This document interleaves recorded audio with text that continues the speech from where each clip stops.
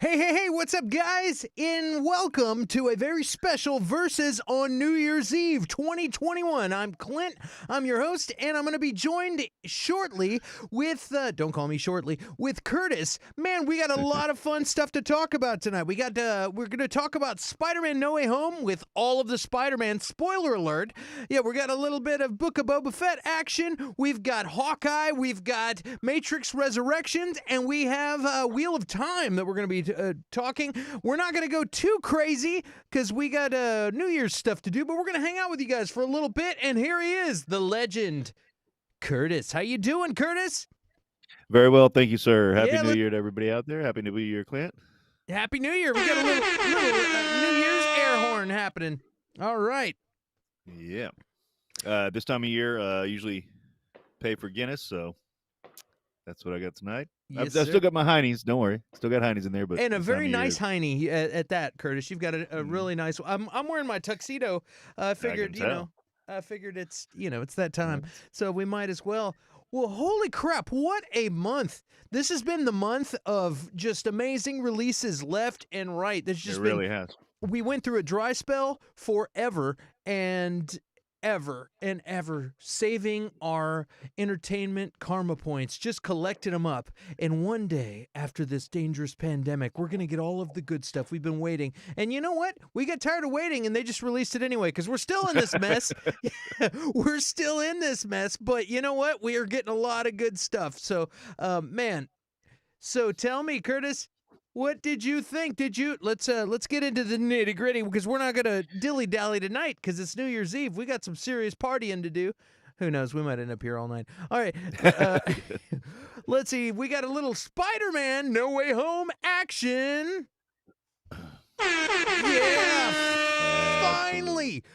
Finally, we got Spider-Man No Way Home. We waited so long. There was so much press, so much spoilers, so many theories, so much money made, dude. I bet you all of the geek sites are like crying right now because the cash cow is over. They're like, what are we going to talk about now? But yeah, it's finally over. What did you think, dude? What like did it? Well, I watched it again. Took the family and we all watched it again, and man, it is almost perfect. It is. I don't want to say it yet, but it might become my new favorite Spider-Man movie. It's so good. A lot of the stuff that, and or anybody that watches the show knows, I'm a rewatch guy. Everything's better the second time around for me, and like. It was just a lot of the stuff that bothered me the first time. It still bothered me, but not to the same degree. And it was just, it's so fucking good. Willem Dafoe again is just worth the ticket price. Just seeing he is so, when Spider-Man is just punching him in the face repeatedly, and he's just like, and just like smiling and laughing at him, like it's the best scene in movie history. I loved it. It's just such a good movie. I loved it because Clint loves everything. Man, I really enjoyed it, dude. The whole cast. Tom Holland was exceptional in this one. He's always solid. He's always good, but he really stepped it up and had a lot of motivation. If you haven't seen it, then we're going to spoil it for you. But yeah, he had a lot of motivation. But Tobey Maguire, Andrew Garfield pop in there, and they're both fantastic. And I've heard all kinds of crazy stuff. Tobey wasn't the same that he was in the old ones. He talked different. And all. I'm like, when you become 20 years older. Yeah, when I could tell you, when I was 24, I talked a lot different than I talk now. A little bit. Not completely. Probably sounded more like this, but anyway, no, he was great. They were all great, and all of them. Zendaya was good. Marissa Tomei, everyone in this movie kicked ass, and that's what I like to see. And if you want to be a total butthole, you could sit there and nitpick, things about, well, what about this? And what about this? And if they're doing this with the spell, does that erase photographs? Like, and all kinds of dumb shit like that. But you can be very nitpicky. Go ahead. If you want to enjoy your life and you went in there for it drives me crazy. It's like a hall monitor. You know what I mean? It's like, to me, But it's like, but if I'm one of those nitpicky people. Like, yeah, to be fair, I'm kind of like that. Not as bad as some, but again, the second time around, it's like, well, yeah, your stuff like that you brought up, kind of bothered me a little bit. But it's like, then again, he's talking to a fucking wizard, so you kind of got to exactly. suspend disbelief. Like, Like, did you see Doctor Strange's hair? This shit ain't real. You know what I mean? Like, it's a wig. It's not real. Like, and yeah, yeah, it's kind of like, are you one of those people that wants your friends to fail, and like when they try to do something, you're picking apart what they're doing, and you're trying to find the flaws in their, or you're one of those people that wants your friends to succeed, and you're like rooting for your friends. That's how I look at movies, man. I love these movies. I've every time a Spider-Man movie comes out, I'm first weekend every single time, if not first showing. You know what I mean? And it's like I go into this wanting it to be good, and I feel like we've got. I've talked about this last time, and I was like, I feel like it's an ailment on society, and you're like, come on, man, and I'm like, oh, you're right, but like, it's just like, dude, anybody who didn't like this movie, who's a fan of Spider-Man, I get it if you're like a Scorsese follower and you want to crap on Marvel comic book movies in general. I get that, but if you want to have fun and you like Marvel and Spider-Man films, you can't not like this movie. Like, it's just and yeah, well, that's a good point. And like, y- whenever it comes down to Spider-Man movies, this was a very fucking Spider-Man movie. A lot of the reasons, a lot of the things, some of the things they did that I didn't even like, but it fit the character more and blah blah blah. But I was going to argue, like, even if you're a Scorsese person and you're like, that's not a film. Like, some of the portrayals in this are so damn good. I mean, obviously, like I said before, Willem Dafoe. But I mean, Tom Holland really brings it. I mean, all of them really do. But like, dramatically speaking and stuff, yeah, it's an amusement park ride. But some of the performances are so, like, they didn't just show up to get a check. Like, yeah, that's the thing too with a lot of the nostalgia movies and stuff, which I wouldn't even call this one that. Um, they didn't show up to get a check. They were like in this Melina, like, again, like, everybody in this movie just really brought it, and like they just knocked it out of the park. And it's like literally each time. Well, it's only been 2 times now, but I was thinking today, I was like, maybe I'll just go see it again today. I don't I know, thought about it. like Yeah, it just gets better every time. And I have heard that that because of it, there might be a new Andrew Garfield movie. I've heard that too. Um, and a new Tobey Maguire movie, but it'll be animated and he'll voice it. I've heard Of that course, too. you have better sources than me and all that stuff, but like, that would be amazing if we could I get just that. have no life, so I scour the internet constantly for information. Uh, I just That's gotta all take. right. Yeah. No, I'm constantly like, what now? What now? What now? And some of them are false and some of them are real. But you know what I mean? Like, man, I can't wait. And Jamie Foxx, hats off to him too. Like, Yes. like, I really like Jamie Foxx, and I hated Jamie Foxx in Hmm. as Electro in the old universe, and he was great in this too. Like, the whole gang showed up and did the right thing, and I'm gonna give that to the director. I think he Hmm. did a good job with everyone, and he got a bigger tool chest, and he was able to just really build something awesome out of it. So good for Right. him. Yeah.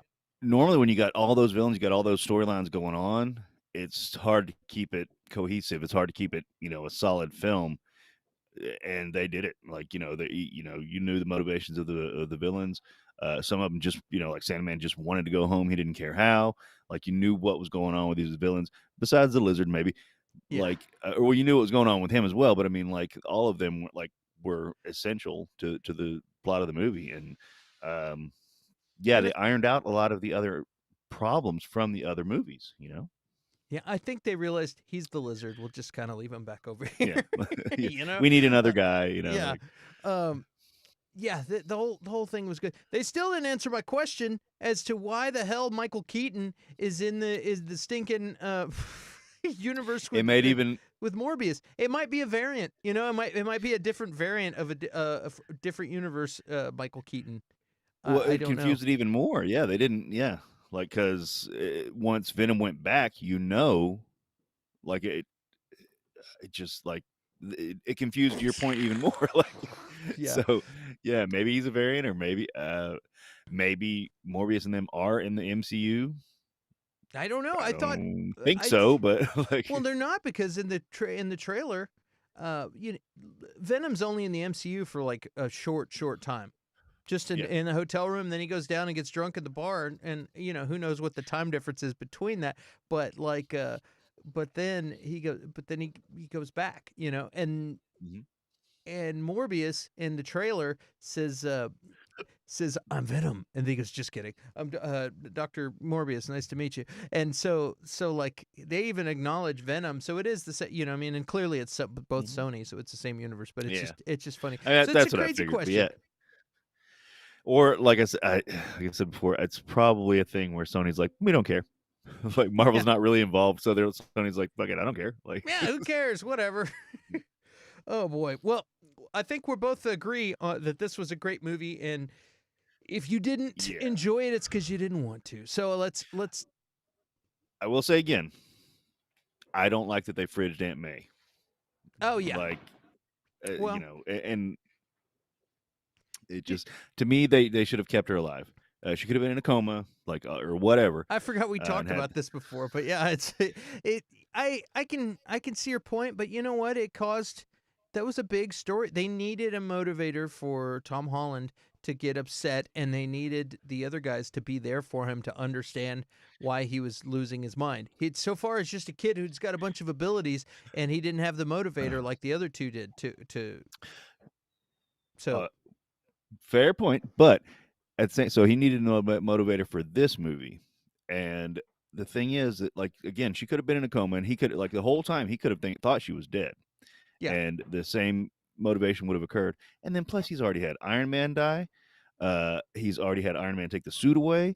He's already had, I mean, all of these things to show the responsibility factor, and like it just wasn't necessary for them to kill her off. She was such a great character that was underused in most of the movies. And again, it's not like they've got a huge female cast here, but like it was just, and with the MCU or with the Tom Holland Spider-Man changing so many things, they still could have had the great power, great respect, um, or great responsibility responsible. Yeah. line, um, land, and then you just find out in the end she's in a coma. And they could have done other things with her, And they you could know. have done this, and they could have done that, and they could have had her just like break a nail. They could have had her get kidnapped, and then his She motivator is develops a she was mech kidnapped. suit, Yeah, they and could have like, had her. They could have, but they didn't. but they didn't.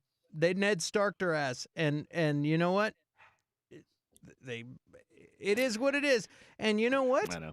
Yeah, I think he's going to be spending more time rolling solo, and they wanted a new start. Sony wanted to be able to to we discussed this last week, so it is Yeah. what it is. She's dead now. It's a clean slate. Sony doesn't need any Marvel thing at all to do a new Spider-Man movie, new costume, And rolling solo, no robotics. It's just Tom Holland. The world's forgotten at about him.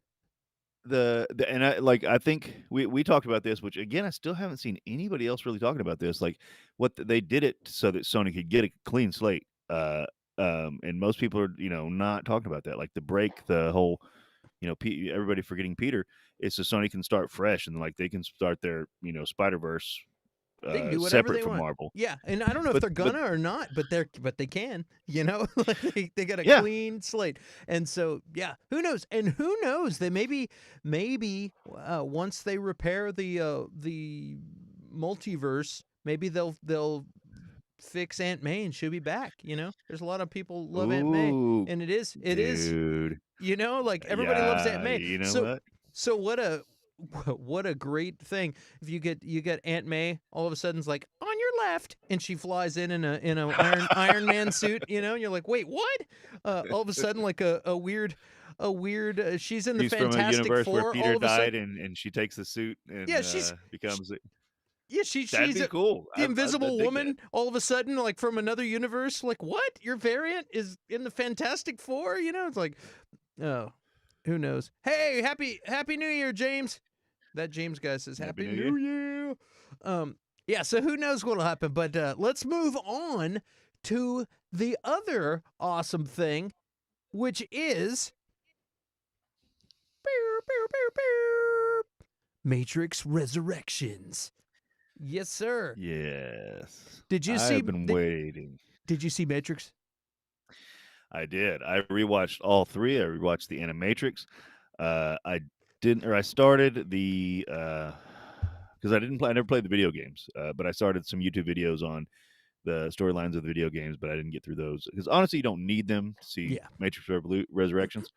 Um, uh, and yes, I saw them all. Yeah, that's a How fun about you? series. That is a fun. I didn't watch the whole series. Now I watched it during the pandemic, and I'd seen all those movies multiple times. Right. I owned most of, if not all of them. I think I owned them all. Or I haven't seen those DVDs in years, but I owned them all. I've seen those movies a bunch. I love them. I love this franchise. I think it's great. Um, I enjoyed this new one. Not as much as I thought I was gonna. I did enjoy it a lot, but it was not. Mm-hmm. It didn't quite measure up to what I wanted, and I want to see it again and see if I just. I had a lot of other stuff going on outside of the movie too, Right. so that might have affected me to where it got taken out of the movie. I had to leave halfway through the movie. Got a phone call, a family emergency, so I had to bail. And so then I finished watching it on HBO Max. And so I don't know. I like But at the it's same time, a lot of fans feel the way that you did. yeah. Because I had family in town over the holidays. Happy New Year, Bobby. Happy New Year, Adam Pena. Happy New Uh, Year, Bobby. I'm gonna do the because it's New Year's. I'm doing the air horn, like it or not. Bobby! Happy New Year. Adam Pena. but Hey, Adam, I got something for you. Oh, we play that game. I thought that was my Adam Pena. No, I should have done the turn the camera down and then had the circle going. Yeah, man. It's super But meta.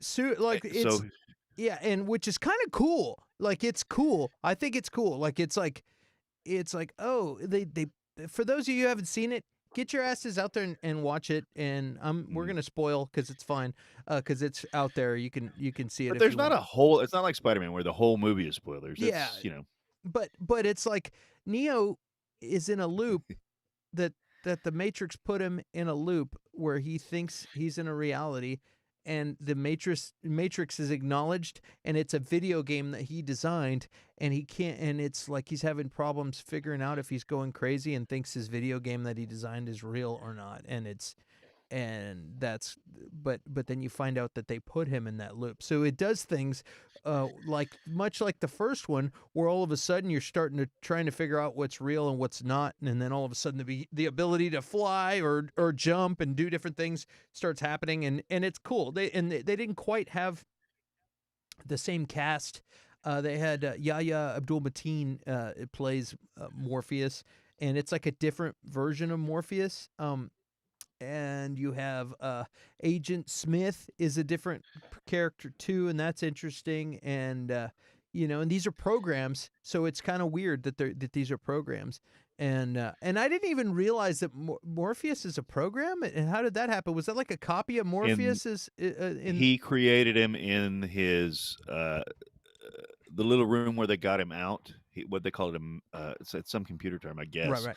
But the major or the something. But he created the one that was in the movie was the one that he created in that little space, like that where he would put stuff that he thought was real in this little space or something like that. Apparently, Bobby says, kind of like Tron, but further out there. Yeah. So this movie to me, so a lot of Matrix fans are very mad at it. yeah, Okay, and like this might have been my favorite one. Now, and here's the deal: I was never a huge Matrix fan. Okay, I think they're all fine. They're all good movies. but some people were just blown away by it. I wasn't one of those people. I enjoyed them. I own them on DVD, like you were saying, but I was never a super fan of them. And I was watching this, and a lot of fans are just mad at this movie. And like about halfway through or so, I was like, "This is just not a very good movie, or it's not very interesting." But then I realized, to me, if it's what I think or the way I interpreted it, like, and really enjoyed it, I think it's a big middle finger. I think this is a big middle finger. Like, if you listen to a lot of the dialogue, you go back and you rewatch it, it's almost a parody. Uh, it's almost a parody, but not in a funny way. Apparently there's another word for it, but like there's more social commentary in this movie than Like a any of the other satire, films. kind of a. Yeah, yeah, okay, maybe that's probably a better word for it. There's more social commentary in any of these films. I think that Morpheus, because Fishburne was saying he wanted to be back, or he would come back potentially, Well, and he's just not in it. And Morpheus the Morpheus got killed off in the video game, and when right. and so because of that, he's supposed to be dead in this. That's why Morpheus was supposed to not be back. And yeah, and I remember you saying that, and there's like a little snippet where they kind of cover that, and that's why I was going to go rewatch the things, the video game things. But honestly, like, I think they did it. So he's a program now, and he's this, like, I mean, to me, kind of douchey program. And even furthermore, Mr. Smith is this way douchey guy. And I think that, like, what she's trying to say is, like, this is how movies are now. Because even Mr. Smith in one scene is like, and look, I'm even better with these beautiful blue eyes. Like, how could you not put this on screen or something like that? And she's trying to say, this is all movies are now. And if you listen to a lot of the commentary, like, the Frenchman was in it. He's one of those homeless people that are like Yeah, throwing rocks at Neo or whatever's going on. And like what he's saying in French, so you got to read it. But he's saying, like, nobody likes originality. This is all this stuff. Like, it's, to me, and there's a scene, and this is kind of probably where it hit me, where Neo, the game designer, is talking to Mr. Smith, who I don't know if you know yet. I don't think you know. And he's saying, why are we doing this? Why are we making a new one? And Mr. Smith says, well, basically WB, our parent company, said they're gonna make a new one, and we can be involved or not. And I think that's what happened. And whenever and Lana Wachowski was like, "All right, let's make this," and she made a big middle finger. yeah. And there's so much social commentary. Like, there's more. There's not a bunch of bang bang shoot 'em up. It's not as visually spectacular, but the social commentary that's in there is so good. Like, I think, to me, it was maybe my favorite. Again, I got to rewatch it. I did like how they made fun of the think tanks. You know what I mean? Like, oh, the Mhm. think tanks sitting Yeah. around. And it's like a bunch of dumbasses. Like, but that's really And how a lot of stuff is. You know what I mean? right. It's yeah, And that's the thing. They're not sitting around thinking what's going to be a good game. What do people want? yeah, They're not thinking, what would I want to play, or what idea do I already have that I think would be a good story. They're thinking, no, no, no, no, no. Like, what is going to give the most clicks? What do most people want? And it's like, you want to give people what they want to a certain degree, but at the same time, like, tell a good story. And if for the Wachowskis, like, the story was done for everybody. Even like a lot of the fans were like, the story was done. Why did they even do this? yeah. And Well, like, I go ahead. I'm sorry. I I've was been gonna say, well, hogging it up. if the parent company is gonna make us do make us do a movie, we're not gonna have somebody else screw it up. We'll do it and make fun of Yeah, everybody and make fun of it. I really, yeah. She was like, I'm gonna sink my ship myself. Like, like, I'm not gonna have somebody else sink my ship. I'm going down with it. Like, and it's if that's what it is. There've been interviews. She hasn't said that. I think it'll be one of those things that comes out later. But if that's what she did, I think it's beautiful. Like, it's like reminded me of Fight Club for some reason. It kept really reminding me of Fight Club. It's funny, like it reminds me. I did a song. I was irritated with the record company with my own record deal, Mhm. like with a few things and mostly because I was a 25-year-old that thought we were going to conquer the world or whatever. But like, yeah, Mhm. look at me, we deserve it all. And but I was pissed off and we wrote a song that was on the record, and it was about, and there was a lot of bands that were doing that were like writing songs that was about their record label. You'd find out later it was about Mhm. their record label talking smack, and we did one, and I remember they're like, "Oh yeah," when they found the people at the label found out, they're like, "Oh yeah, oh that's great. Oh yeah, oh no, they thought it was great. They thought it was like the Yeah. angry punk rock thing talking about their label. They thought it was great." And we were just like, "Oh," and Yep. it's funny is that the people that we worked with closely, our A&R rep and all those people were awesome. It was just like it was the big machine that we were mad at, really. Yeah. Uh, but yeah, but like where you would think that they would be like, oh, those guys are talking smack Mm. about us in one of their songs. They're like, Yeah. oh, it's fantastic, like, Oh, oh, the kids will love that. yeah, exactly. So it was kind of funny. So um, seeing that scene, that whole little montage of them kind of all working on this project, that kind of reminded me of that. It's the way the corporate think tanks work, And that's like, and I think too, like but even the douchier now. like really, yeah, that's Yeah. what I mean. And like the scenes where they basically show shot for shot, like, or images from the original trilogy, like it's it's to me like too blatant. Either, and here's the deal, like the Wachowskis haven't made any other good movies in my opinion, or I haven't seen them. I'll admit that. I've heard There that might, on other shows too. That they've yeah. said that they're like people that weren't excited about this movie because they're like, why should I be excited? They haven't made any other good movies and ever, like so. And the people said that that's the thing. Rewatching the trilogy, people said the trilogy went down. That may or may not be true. Honestly, I think I may have liked the second one the best. But regardless, the big one, the first one was just such a mega hit. It's kind of like, where do you go from here?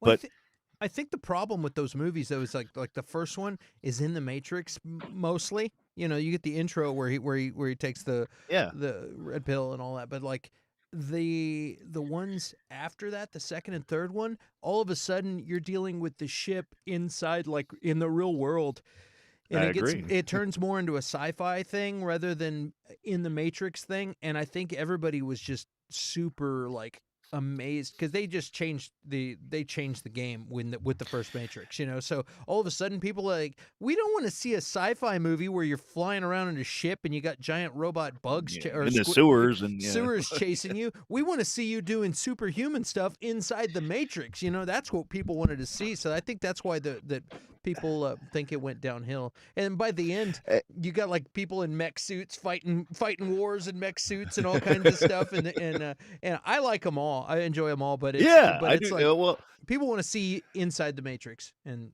you got a but little see, more of I that. think, well, that's what's weird, rewatching them too, because that was their original idea. The Wachowskis said they wanted to make a superhero movie, but in the first Matrix is basically an origin story for the superhero.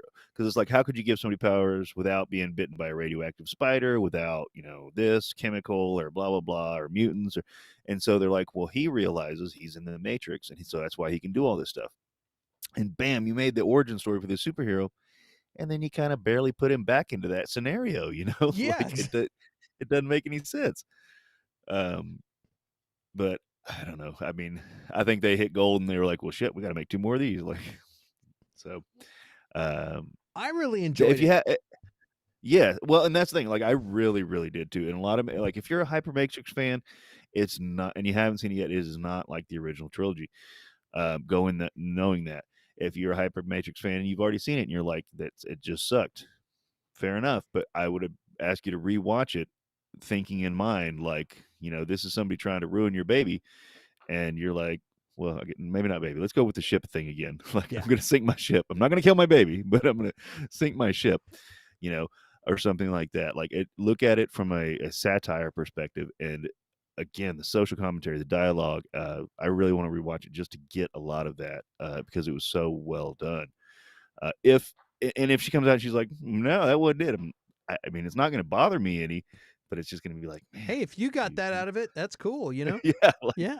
Well, I think the movie redeems itself like in the second half. The deal is that all of a sudden out the gate, you see this thing that's and you see Keanu, and all of a sudden he mhm. looks a little different, and then all of a sudden he's a guy who works at a game company, and you're like, wait a minute, did they do a thing where they're calling this the Matrix, but the whole thing the whole time is a game? Come on now. And you're like, and they make you think that's what this is going to be Yeah, about, and you're like, oh God, they just completely they yeah, just ruined it. complete they just said they just basically it's like when and this is too old for all you kids to remember, but when Bobby wakes up or when JR gets killed in Dallas and it turns out it was just a dream Oh, the whole time. They wasted a whole season of the show Dallas back in the 80s. My parents mhm. used to watch this, and they killed the main character in this on the season cliffhanger.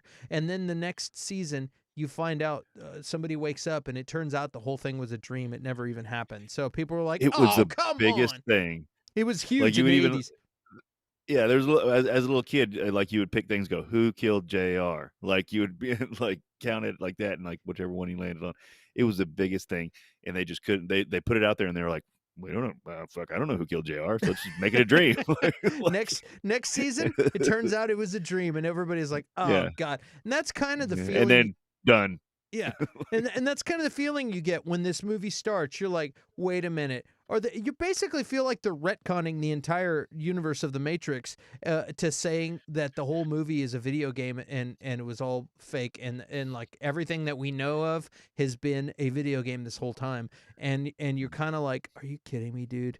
And then all of a sudden it turns then you're like, is he just mentally ill? And you still don't know until finally they get back into the Matrix and you're like, okay, now it makes sense. Now it's cool and it kind of redeems itself, but it kind of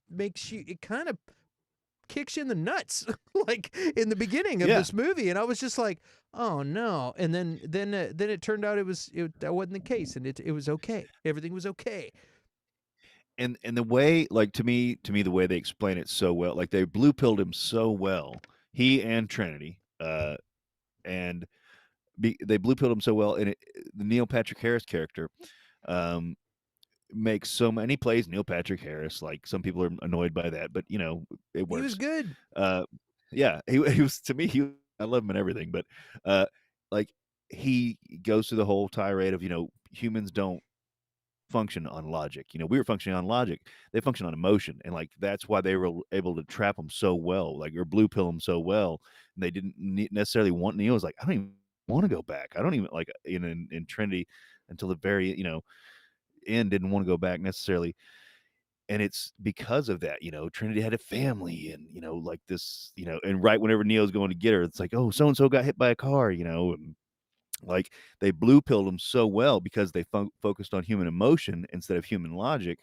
And Neil Patrick Harris characters, like, they don't care about logic. You just care about the world that's right in here, right in your brain, and that's, like, to me, it's tearfully true. Like, I Yeah. just wish that weren't the case, but it is.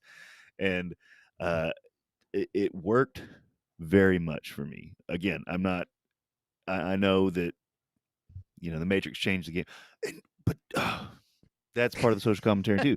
I'm sorry. I've been really been waiting to talk to you about this movie, but I was like, I want to Yeah. save it for the show. We didn't know what was going on, but like, it changed the game in terms of so many things. And then they even use that as a social commentary where he fights Neo with bullet time, because it's saying, uh because bullet time became a parody. Like, it was just a parody for 15 years, 20 years or something like that. And it's saying, I'm going to kill you with the thing that you created. And the Wachowskis were probably like, another fucking bullet time parody. Like, oh my God. Like, and that it didn't make the movies a joke, but it kind of did. Yeah. And it's like, yeah, I'm killing you with that thing that you created. They've made whole new special effects, spinning cameras, and there's whole documentaries you can watch about the amazing things that the Matrix did. And in the movie, and the character Neo is being killed by it, or stopped by it, not killed, but stopped by it. And that's the thing too. She's like, I think she's saying, like, our creation killed us, or like we, you know, that's all people want. Where can we go from here? You know, like it's just let it die, let it be what it is. It was just so. I mean, if it's what I think, regardless, that's what I got. It was so well done, but it's not normal Matrix movie. That's awesome.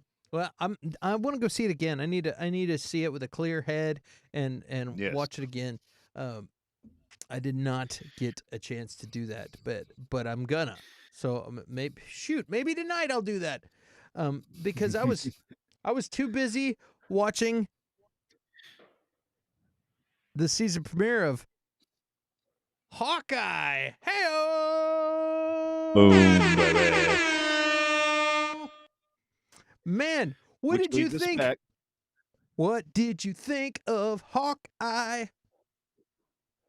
Hawkeye Well, was fantastic. Hawkeye, Haley Steinfeld, great. Florence Pugh's great. Jeremy Renner's fantastic. Alakwa Cox was great. Farrah Farmiga is great in everything she does. We know her from The Conjuring.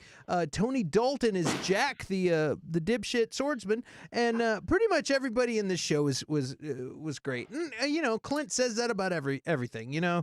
Everybody's great. no, but Everyone's fantastic, but they did a great job, I feel. honestly, it was pretty true. Like they were pretty damn good in this movie. They or a show. Yelena was in it. And she's, I mean, to me, she stole the show in Black Widow. She's gonna be the new Black Widow, and again, you may have said her real name. I'm sorry, I don't know her real name. Florence Pugh is her name. She Yes, steals the show and everything. I just recently saw an interview with her, and she has a British accent, and it's really weird to see her speaking with a British accent, and it's like, Don't do it. I love it, dude. When they throw the hot sauce at her and she catches it, she's like, Psh, hi, hilarious. Like she's And so she does good. it so deadpan. Yeah, Like it's so deadpan. Everything. I really enjoyed this girl talk. It was good. Yeah. Uh, and says her name. It says her first and last name every time. She's like, "Quit doing that." yeah, Uh, yeah. The only issue with this and a few of the new Marvel series, like they don't really grab me until like episode 4, and then I mean I'll watch them all. I'm gonna watch them all. They're all good. I'm not saying that they're bad by any means, but they don't really grab me until like episode 4, and then there's 6 episodes of them. Now I know they're probably doing that to set up season 2 or whatever, but like for a lot of new fans or you're not as strong Marvel fans or whatever, that I'm like, man, you need to check this show out. They're like, I watched the first couple and it just didn't, grab me. It's you can't be like, wait till episode 4. How many episodes is it? Well, it's 6 episodes. Like I'm like, well, fuck that. Like, come on. Like, well, so that's. Go ahead. I'm sorry. I was gonna say these shows. There's something about these shows. Their storytelling, their pacing is different. That and it's a weird thing to digest. And people are still treated. They were doing it in not Black Widow, but in WandaVision. Yep. They've been doing it since in Loki. They'll say, "Oh, that video was just," or that episode was just filler, and blah blah blah. But it's a pacing thing. It's not. It's not like filler. And if you were to wait and watch it all in one sitting, like if it binge watch it, you probably wouldn't even think so. But because we have to wait a whole week to get another episode, then you're like pissed you didn't get a nugget. And I think they're still learning. Like they're all of a sudden they're changed their storytelling into weekly sections. They got to figure out where the arc is going and how to do all this. And I think they're still learning from all this. But there's another thing too, is budget wise. I mean, they are Disney and they do have big budgets, but at the same time, it's not like if it's a 7 hours or 6 hours of material, where if you had a 6-hour movie, it would cost this much money. It's not like the same. It doesn't translate to the TV show. Like, okay, we got to use the budget for 2 end games to make this season of Hawkeye. No, they're not doing that. It's way smaller budget. So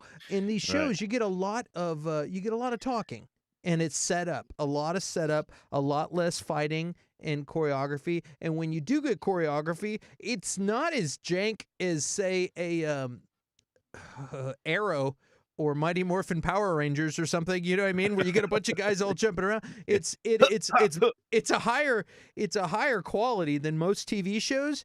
It's a step above Agents of Shield, but it's not quite movie theater quality. It is a step down from movie theater quality, and it just kind of rides the fence between the two. And I think a lot of that is talking and setup and corny jokes and different things. But I have, in talking to friends and watching reviews and listening to other shows and hearing people talk, I'm like, guys, this is TV. It's not. It's a TV show. It's not a movie. It is Jeremy Renner, and he kind of elevates it. And the whole cast is great. They do elevate the show, but you got to remember that it is TV. So, what do you think? No, I think that you made a very good point about the binge thing, because normally with shows like this, besides the Marvel ones, like in any other show, like Mandalorian or like Lost, me and my wife didn't watch Lost until it was done, and then a year or two after it's done, we're like, "Oh my god, have you seen Lost?" And everybody's like, "Yeah, shut up, we don't want to talk about Lost anymore." But binging is better, and you're probably right. Like whenever you're able to just keep rolling with it and waiting a week. I think that I hadn't thought about it that way. That's a very good point. But again, I do think that there is an issue with the pacing, and I'm not saying it has to be big battles or big scenes, but it's a lot of the reveals. The reveals to me come a little bit too late. There's no, what do they call it in literature? It's middle, not the climax, but I don't know. Anyway, I'm a math teacher. But like the middle point where it's like not the climax, but between the setup and the climax, there's a little mini climax or whatever they call it. And that usually comes. You mean the predicate? I'm just kidding. Go ahead. I maybe, I don't know. Subject to the I'm just kidding. Go ahead. Give me some math. Yeah. but like they leave that right before the climax, instead of halfway in between or something like that. And I think it's to set up the next seasons. But again, they're not. It wasn't bad anyway. I mean, by any means. That's the problem, because it's for at episode 4 they do the reveals and stuff like that, and then in episode 6 it's over, and it's like I want more. Like that's what I mean. It's good. Like I'm not saying a bad thing. I want more now, and it's over. And like, well, no, I didn't get a full release or whatever. Like it's I don't know. Yeah. Jedi Master EJ says happy New Year's. Yeah. EJ, happy New Year, EJ. Yeah, I know what you mean. You don't get the full I'm just not quite satisfied. Like I want more. Yeah. And it's just that the build, and these shows are only so long. And they only have so many episodes too, and you're like, God, I want more episodes, and I want it to be longer. I've said that before, but it's like, it's just, it's just kind like of the point. You understand? I get it. And we can't have multiple shows everywhere. You do them one at a time, Disney. Come on. But what's cool about that is we got set up for multiple things. We're gonna have the Echo series that's coming. Mm-hmm. And we know Kingpin's in this universe, and then we also got Kingpin revealed in the same week that Charlie Cox is revealed in Spider-Man, and that was such kind of a huge deal. Yeah, huge deal, and a huge, awesome deal when he catches the can or the brick, and he's like, "How'd you do that?" "I'm a really good lawyer." Best line of the show. Yeah, and so wait. Actually, the best line was, "Magic is cool, but math is better." Yeah, that was pretty good. My students will disagree, but well, that and then we're gonna have Echo, so we're gonna have more Echo and Kingpin for sure. So and then also you have the She-Hulk coming. You're gonna have Charlie Cox showing up in that too. So it's just like there's so much stuff. What were you gonna say? No, so I was gonna ask you about that. So spoilers for Hawkeye. Yeah, spoiler. Now let me ask. So I can't imagine that they killed off Kingpin. Can you? Nope. Okay, I can't either. there's probably a way he survived it or whatever. If you didn't see the end, I'm not really necessarily spoiling anything because we No, don't even know. we don't know But because they don't show it. but So yeah. do you? So do you? First, do you have any information about Echo? And second, if you don't, do you think it's going to be a series where she's taking over Kingpin's empire first before I'll, she becomes a good guy again? no, because you don't see villains with their own show. So she's going to be a hero because the show is called Echo. Loki. Loki's not a villain. Loki. They've made him into a hero. Come on. He might go Wanda is back. becoming a villain. Wanda is becoming a villain. Yeah. Come on. They're not going to give. Well, let me put it this way: they're not going to give an unknown villain. Nobody knows who Echo is. You know what I Okay. mean? Like, Okay. like Good point. Good point. you Okay. know. So they're gonna and also if you watch the show, she's done some bad stuff and had some motivations, but she hadn't done that much bad stuff. She's just kind of following Right. orders, you know what I mean? And then it's revealed that like her whole support system is not really they're not really her people like she thought, and she was deceived. So now she's got a motivator. She has to spend the rest of her life trying to do good and fight evil. So she's gonna be good, and I've heard theories that maybe Kingpin will be blinded or something. That there's and I don't know. I didn't read a lot of Kingpin Daredevil comics and stuff. I don't know if he was blinded for a stint in the comics or not. That would be you could probably maybe tell me that. I don't know. Not that I remember. Again, not that I remember. And Kingpin, I don't ever remember him being blind. It may have been a story arc or something that occurred, Yeah. but I don't think so. But honestly, basically, if she didn't shoot him in the head, like he's not dead. You know, because he was taking those arrows in his Hawaiian shirt. Apparently, his Hawaiian shirt's like bulletproof or something like that. And so if she didn't shoot him in the head, he's not dead. So or maybe maybe he grabbed her, and that's the Echo show starts there. Like she's got to escape from Kingpin first, and then do her hero life. But I'm looking at this. Naked Ladies. Yes. Ladies. Yeah.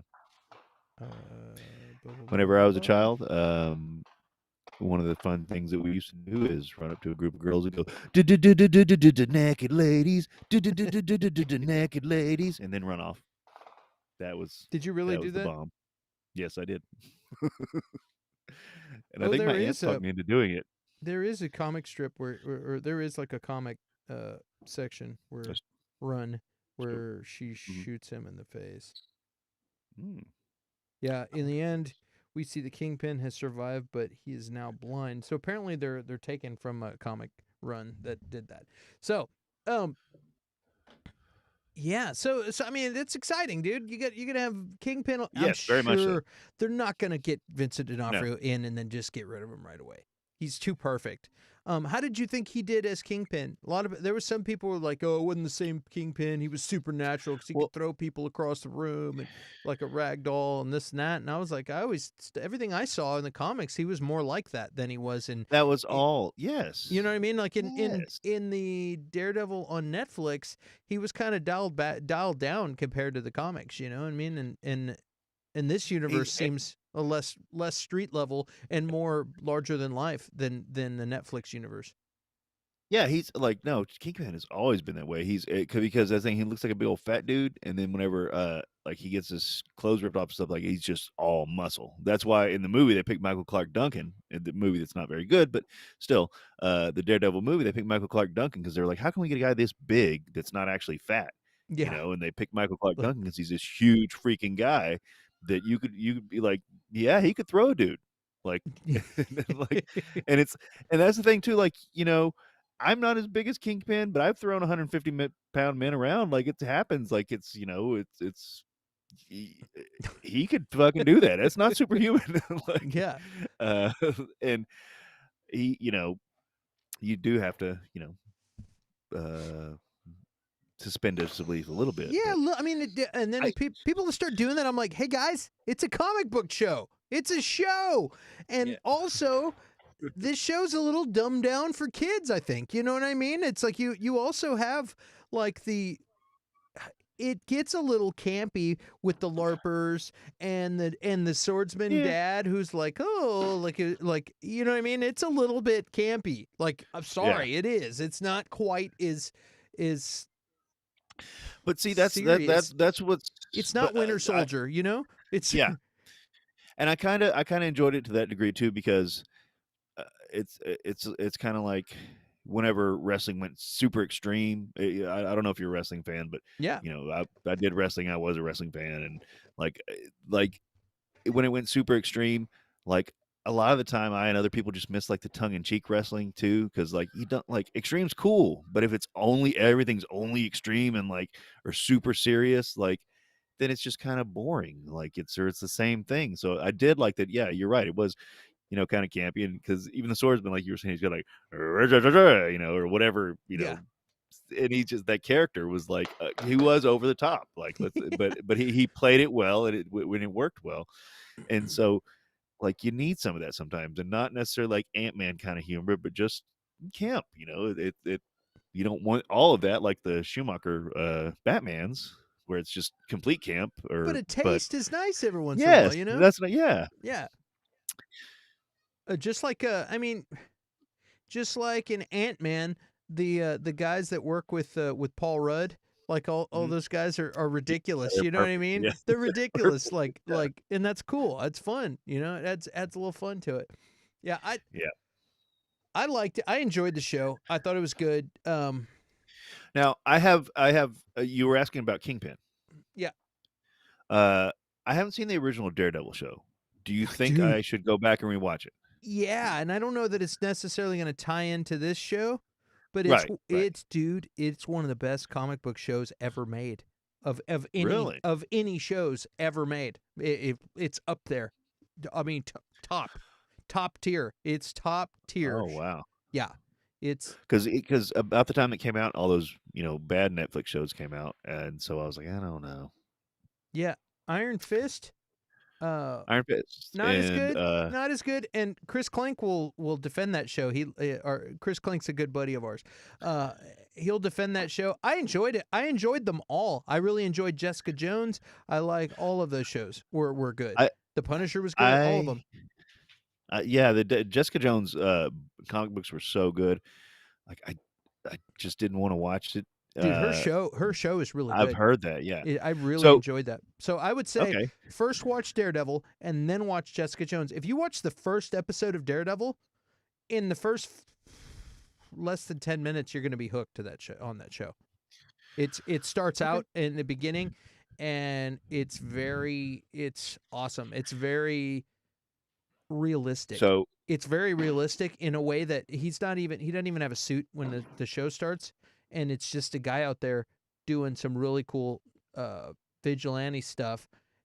And it's spoiler alert, he's blind, but it's like it's wait, like wait, wait, wait, wait, wait, wait, wait, wait, wait. but but it's a dude out there just wearing black clothing, helping people or doing stuff, and he's got like a t-shirt or something tied over his face, and people like and people are like don't see him really or anything, and he's just doing some ass kicking in the very beginning, and you're like, this is awesome. Like right off the bat you're like, this is awesome. Then it gets cooler and the story develops, but just right off the bat it's awesome. So, let me ask you this: How Also, many seasons? Go ahead. Also, I think it's 3 seasons. And also, he gets the living crap kicked out of him constantly, and he gets back up and he keeps fighting. So where you have all these superheroes that are impervious to anything, not him, Yeah. dude. He takes Nope. damage over and over again and just gets the crap kicked out of him. And it's super awesome because he's fighting. He'll be fighting a whole room full of people, and they beat the hell out of him, and he scrapes himself up off the floor in the hallway and goes back, and then just like limps back in. And like there's one you'll see, dude, there's one legendary hallway scene that they filmed in one shot, going slow-mo down, like going down a hallway, and like he goes down the hall and turns, and the camera's still out there, and you hear a bunch of like poof, poof, poof, and you just see a guy fly out across out of the doorway, boom, and land in the hall, and then he goes back, and then he gets beat up a whole bunch of times and thrown out, and like he ends up going down, and then he'll get past that and go to the next one, and then he'll get thrown out into the hallway a couple of times, and then just get beat. I mean, like just blood flying out of his mouth. He just get the crap kicked out of him. But this guy goes into a house full, just plumb full of bad guys, and doesn't stop. It just goes and just wrecks everyone one at a time, and it's super awesome. Man, now I want to go back and watch that show. It's so good. Like, I promise you'll love it. I'm glad you said that, because so really the only thing that gets me to watch shows is the fact that we're going to talk about it. Yeah. So how about next week we talk about the first season? We rewatch them and talk about the first season. First season of Daredevil? Yeah. I mean, just as an extra. Yeah, I'm in. I'm trying to think. Right. I'm trying to think if is there anything else that we were supposed to talk about that was coming out this week. Well, I mean, we can There's another show whatever coming out later this month, on the 15th or January. No, it's not till the middle of the month. Get through. But just keep each week we do a Daredevil recap, and then because Because why not? Because it's awesome. Yeah, because why not? Let's do it. Are you suggesting we watch one episode of Daredevil a week, or you? Or... No, one season per week. Because what are they, about 8 or 9 episodes? Yeah, I think so. Yeah, so I could probably get through that, and then whatever our normal topic is. Awesome. I'll start watching. I mean, you've already seen them, so you could. Yeah, like I've got to actually, sit and watch them. But yeah, and people out there, if you haven't seen it, or if you have, rewatch them so you can tell us that we're fucking wrong and we're idiots. Yeah, let's do this. Let's get through first season of Daredevil. I'm in. I need to rewatch that show. Anyway. I promise, dude, you'll know after the first. I'm excited. The first episode, you'll be like, oh, it's like that. Well, okay. And that's the thing too, like with the Spider-Man No Way Home, and all the stuff about is Daredevil been it? Daredevil. He's never been one of my favorite characters. I enjoy him, and then the show I'd never watched, and people were so excited about this. But when in that one scene, so the guy, Charlie Cox, Charlie Cox, yeah, no, is that that's his name? Okay, Matt Murdock is the lawyer name. Right, I thought Charlie Cox was the little guy from. That's a different Charlie. Charlie something else. Okay, so he in that one scene in Spider-Man No Way Home, and he grabs the brick and is like, "I'm a really great lawyer," which we've said over and over again. But it's such a good scene. And it's like I didn't know anything about the cinematic character or the Netflix character, and I was like, "That's fucking Daredevil." He's awesome. That's all. Yeah, he's so good. Yeah, I promise, dude. You'll love the show. Daredevil show was really good. It really was. Rewatch it with us, EJ. And I think you think Kevin Feige would have kept using him if that show was terrible? You know what I mean? He's like ignored other things, but with this, he's like, dude, why screw up a great casting? Like, this is great. You think Feige's gonna like pull some multiverse crap and be like, "Here's an Iron Fist from another universe"? I don't know why they keep pushing Iron Fist, honestly, but anyway. Yeah, I think he's like, "Hey, we've got Shang-Chi now. We just gonna pretend like we don't didn't try the Iron Fist. We're good." Shang-Chi, they actually stole like half of Iron Fist's origin story for Shang-Chi anyway. So, hey, and you haven't seen Book of Boba Fett yet, have you? I have not. I am so like I said, we usually wait to binge until everything's done, and then doing so for The Mandalorian has taken forever because my son wanted to watch it with me, and then I was like, I'm watching it without him. My wife watched a couple of them with me, and she was like, well, I want to watch it, and then waiting for her, I was finally like, Book of Boba Fett was coming out, and I was like, I'm just watching it, and I love it. But I'm fine with spoilers because, like I said, I'll probably finish it and watch Book of Boba Fett tomorrow. There's not a lot to really spoil in this. That it's not like I revealed some secret. You didn't know that Han Solo zombie was going to be in this show. Yeah. Oh, what? Yeah, he's back. The Force brought him back. Yeah, Book of Boba Fett was so good, dude. Book of Boba Fett. That's all I've heard. That's all I've heard. Yeah. I've been waiting for this show. I'll say you get to see what happens to him in the Sarlacc pit, and with familiar drawings that you've seen before that they turned into scenes, into shots. Mm-hmm. Um, you get to see what happens to him after he gets out of the Sarlacc pit. You see what happened to his armor. You get to see. I'm not really giving anything away. I'm being very vague. Right. We know that he goes. He's he goes back to. He's in Jabba's palace basically, and he's taken over for Bib Fortuna. He went in there and killed Yeah, I his saw ass. that from the preview. Yeah. Yeah, and now he's the crime lord, and he's basically just getting his stuff in order, and people are coming and paying him tribute, and there's a little bit of a setup. The mayor sends his representative and doesn't bring tribute, no chest of money or anything, and then he's like, okay, well, I'll let you live, I guess. Oh, he's like, oh, no tribute, huh? He's like, no, and then he's like, oh, and then there's the matter of your tribute. He's like, what? You need to pay the mayor, and like him and Fennec Shand are like, yeah, but I'm the crime lord. Like, what? Wait, he's supposed to pay me, and it's really funny, but like it's a little campy in that respect, right there. Yeah. But it reminds me of the Old West. Like there's stuff in those old cowboy shows, where the two characters would look at each Yeah. other and be like, hey, isn't he supposed to be paying me? Yeah. Well, what are Yeah. we going to do about this? I don't know. Like they're having a conversation while the guy's right there. You know what I mean? And it's like, and then there's also some things where he's in his, again, I'm trying not to spoil anything, but he has some run-ins with Tusken Raiders and becomes a slave of theirs for a little bit, and in the way that people get dragged behind a horse and stuff, or like walk through the desert, but tied up, and while somebody's on a horse, he ends up out there in the same situation. So it's interesting. There's a lot of Old West vibes in this show, and I dig that. Also, the storytelling is slow and weird like that. It's like in old cowboy shows where they have this situation in the beginning where the guy doesn't pay tribute. There's going to be a situation with that mayor later. They're going to have a run in. Right. So you already and there's a lot of storytelling like that to where it's like, yes, they tell stories like that in other genres And, and other shows, but this is very Western feeling to me, like old timey Western feeling.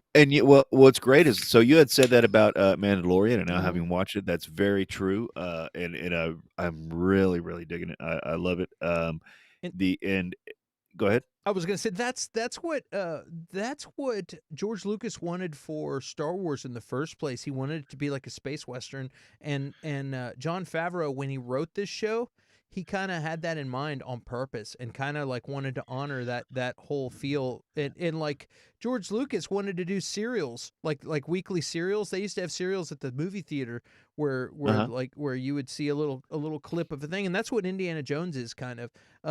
Like they would have, will he make it? Blah blah blah. Yeah. Find out on next week. And they had these serials. And my dad used to tell me about it. Like, and that's kind of what the feel for Indiana Jones is, and that's kind of a feel that they wanted to have with Star Wars. And so Jon Favreau's done a great job. So he's made this old Western feel with the Mandalorian. He's carried it over into Boba Fett. And I'm really digging it so far. Plus, I love backstory. You got all these questions about what's going on. I've heard people complain. They're like, "Oh, his armor looks new now. It looks like it's right off the." A good friend was like, "Yeah, it looks like it's fresh off the toy factory floor." And I'm like, "Dude, he got it cleaned and refurbished after the acid ate through it. He got it done at the end." Yeah. You're going to see at the end of this season of The Mandalorian, he's got new looking armor. All the cloth that's underneath that holds it all together, he got it all replaced, and it's different. And what's interesting is, because I'm a dork, I know I'll like You're among friends. It's okay. I'll read like Wikipedia and stuff, and it's like where his old suit has a focus of like a lot on the gold and stuff like that, and the new suit is focused more on red and things. And there's things like Mandalorians, their armor, they'll have colors that really, the colors actually mean things. So you have like orange orange means like a lust for life. White means a new start. You know, you got like green, it's duty. Blue is reliability. Black is justice. Like gold means vengeance. So like when Boba Fett was younger, you know, they talk about his stuff was always dirty and torn up and stuff, and like and that's because he like, if you look at Yeah. Jango Fett, his armor was always pristine and he was a badass disciplined bounty hunter. But Boba Fett had a chaotic upbringing. He grew up with raised himself practically and lived with a bunch of and led a gang of bounty hunters as a kid, and and he was also bitter because his dad was murdered in front of him. So he's got vengeance. For one, For sure. you have all these dirty, banged up armor. Everybody sees all the ass kicking you've had to do and all the hits you've taken, and you keep going.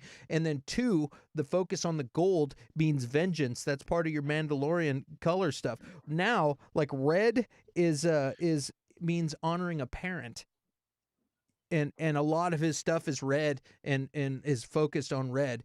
And so I was like reading all this stuff, and I saw another video that was talking about this a little bit too, and I was like, that's really interesting. And also knowing, and this is a little spoiler for you, is that he spends some time, and you only see the beginning of what he goes through, but he spends a little bit of time with the Tusken Raiders, and by little 5 years, and he comes out with the gaffy stick. You've seen the pictures. He's got a fucking gaffy stick in Tusken Raider clothing.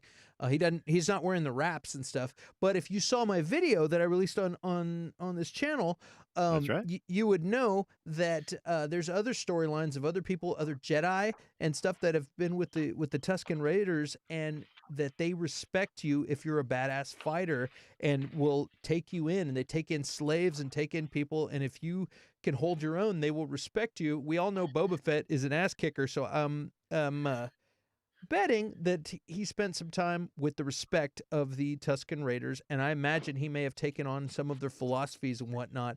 And I think that's why he has a different attitude, and he's not a young guy that's spending his life fixated on vengeance. At this point, he's a guy who almost died in the Sarlacc pit, got a second life where he spent times. I mean, freaking the last samurai or Last of the Mohican style. You know what I mean? It's like he's Right. all of a sudden he's a new guy, and it's like, okay, now I have a new respect on life. I just want my armor. Okay, I got my armor. I'm going to honor my father by keeping my armor immaculate. I'm also appreciate this armor because I've lost it for 5 years and I got it back. I'm also a crime boss, so I'm supposed to look clean and not supposed to get my ass kicked as much and stuff, and let other people fight my battles for me. He's a mob boss now.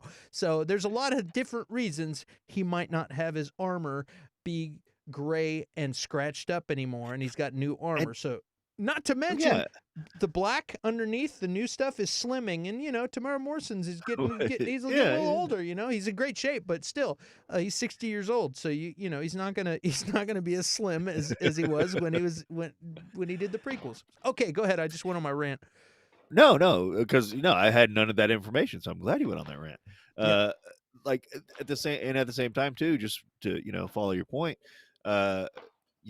He wanted to show the battle scars when he's younger. When you're younger, you want to get it. I mean, some people don't, but like you want to get in fights, because I'm a man, look at me, I'm a fight, and you go and it's like now you don't want to go look, you don't want to get in fights, you don't want to and like you said, especially if he's the boss, he shouldn't have to get into fights. Like he could take out anybody in the room, but he shouldn't have to. And that's the thing, is that he wants to, wear his armor and look good and be the boss. He shouldn't have to prove anything. If you're the boss, you shouldn't have to prove anything. So well, you'll see too in coming up in the next episode or two. He's like, yes, he's an ass kicker, but he's like, I'm just a man trying to make my way through the galaxy the best I can. He's not trying to be a badass. He's not a pompous dude anymore at all. And I feel like he's had a lot in the time from getting digested in the Sarlacc pit and having to fight his way out of there and barely surviving the desert and and roaming with a bunch of Tusken Raiders for 5 years, and losing his armor and climbing his way back up, healing himself. He spends half of this show in a Bacta pod, Oh. healing himself, healing his scars off and stuff. And it's like and the one thing, and I also heard it was like, hey, you got Robert Rodriguez in this show. I feel like I feel like it should have been a little bit more, and I feel like a little wilder, a little crazier. I would have liked a little more crazy in this first episode of like he's gonna be in the episode of The Mandalorian that you're gonna see. He's gonna kick some major ass. You're gonna jump up and be on the edge of your chair because he's awesome. In this first episode, he didn't quite do as much ass kicking as he did there, but he's But still so badass. He's still with badass. with the Disney ones, like that's the thing. So it's kind of the same deal. Like they do start slower pace, but about episode 4 is whenever it kicks in and stuff. But again, they're like 8 or 9 episodes, so that makes sense. The Marvel episodes are like 6 episodes. So not to beat a dead horse, but like let me ask you this: do you know They get jumped though, and he does some fighting, and he's pretty tough. But like when you see him with that gaffy stick in Mandalorian in this episode you're about to watch, uh you'd think he could take anyone out. He's awesome. But the deal is, they're shooting this thing in the volume where they shoot this thing, and it is what it is. It's a TV show. Again, I say it's not a Star Wars movie. It's a Star Wars TV show. So, but shows have been better than movies for yeah. Now, well, first EJ says the radio Star Wars drama is like that. It's so good. They tell so much of the story in the radio drama. Where do you find that, EJ? Where did you find if you can post back? Where did you find the radio drama? Because I've never listened to that. Me neither. And second, do you know? Are they going to continue the Mandalorian and the Boba Fett? Or is Boba Fett the ending to the Mandalorian? No, and they're going to come it? back with the Mandalorian. Okay, good. Okay. Yeah, they kind of took a break. There was they were supposed to do both, and then there was some stuff with what's his name, Pedro Pascal, where he was doing who's that? Who's the Mandalorian? Okay. Who's Din Djarin? He had another show, and there was some weird scheduling issues, and then pandemic issues, and this and that, and they ended up saying, hey, they were gonna do them both, from what I understand in the beginning, but then they said, okay, we're gonna push the Mandalorian back a little bit, and Okay. we all still get our December treat, which is the Book of Boba Fett. That's when a Mandalorian has been coming out every December. So we're not gonna burn the place down or anything because we got some Boba Fett to tide us over. But there's also all these other shows that are all spin-offs. You're gonna have Ahsoka, the Ahsoka series, which is gonna be badass. Rosario Dawson is Ahsoka. There's gonna be they were gonna do Rangers of the New Republic, but they got rid of that. EJ says Obi-Wan there's is gonna going be to kick ass. Yeah. Absolutely. It's going to be awesome. Hayden Christensen's in it. Sabine Wren has been cast. She's going to be in Ahsoka, which is awesome. If you anybody watch Star Wars Rebels or like you'll know who they are. I watch all the animated series. Also, I've seen all of Rebels and all of Clone Wars, which is a lot of episodes to watch. I was going to ask you too, because so I wanted some more. Once I finished Mandalorian, and of course Boba Fett, but like some more series to catch up, because I'm not. I watched. I think I watched some Clone Wars. I think that's what it was. But did you finish that? I don't think I did. There's a lot of episodes. Each season has like 22 or 23 episodes, so it's a lot of episodes. And then there's 7 seasons, so it's a buttload of episodes. But it's really cool, and it shows. After you get through the first few seasons, then it really starts to get good, and it really. That's probably It Go ahead. really develops Ahsoka's character, and you get to know her from being a little girl all the way up to being a young lady, and like, Oh wow. and it's like she grows up, and then by the time you see her, you end up seeing her in Rebels, and then you see her in Mandalorian. It's like you know her, like I know her. I've been with her whole life. You know what I feel Right. like I've known her whole life. It's awesome. Yeah, I played her in the games. Yeah, I remember playing her in the games. She's great, and she really got done wrong by the Jedi Council, and like any good storytelling, you know, even like some people like look at our own governments and things, and things happen where it's like the government or are supposed to be the good guys, but they end up doing some weird shady stuff, you know what I mean? And there's all Mhm. kinds of things, like the Jedi Council ends up doing her dirty pretty bad, like, and then they turn around and they're like, hey, we're sorry about that, there's all this misinformation, and she's like, you know what, uh, I can't come back and just kiss you guys' feet after you guys doubted me and treated me like that. I'll see you later. So she's not a Jedi. She's like, peace, I'm out. So Yeah. she's Anakin's Padawan. She's a Yeah. badass. She's like really good. That's why she shows up in Mandalorian. It's like she's badass. Her saber was white. Mhm. You know what I mean? She had a different Yeah. saber in the show, but I think she lost it at the end. But I'll tell you, if you don't end up watching all of Clone Wars, what you should at least watch is the latest season, which is season 7. It's super well made, super cinematic. Like it's, this show's been going on forever. Like the animation is really good, and they do Order 66, and Oh, and wow. and they show where she's at and where everyone's at, and it really follows her and Rex, who's like, Well, she's not a Jedi anymore, though, so does she no, fall under she the ends up Order? walking away Okay. from them, but they even call her and try to get her to come help and stuff, and like, but she's with Rex, who's the like, Rex is in charge of the group. It's not a legion. I don't know what they're called, but that the group of soldiers that's the squadron or whatever, that Yeah.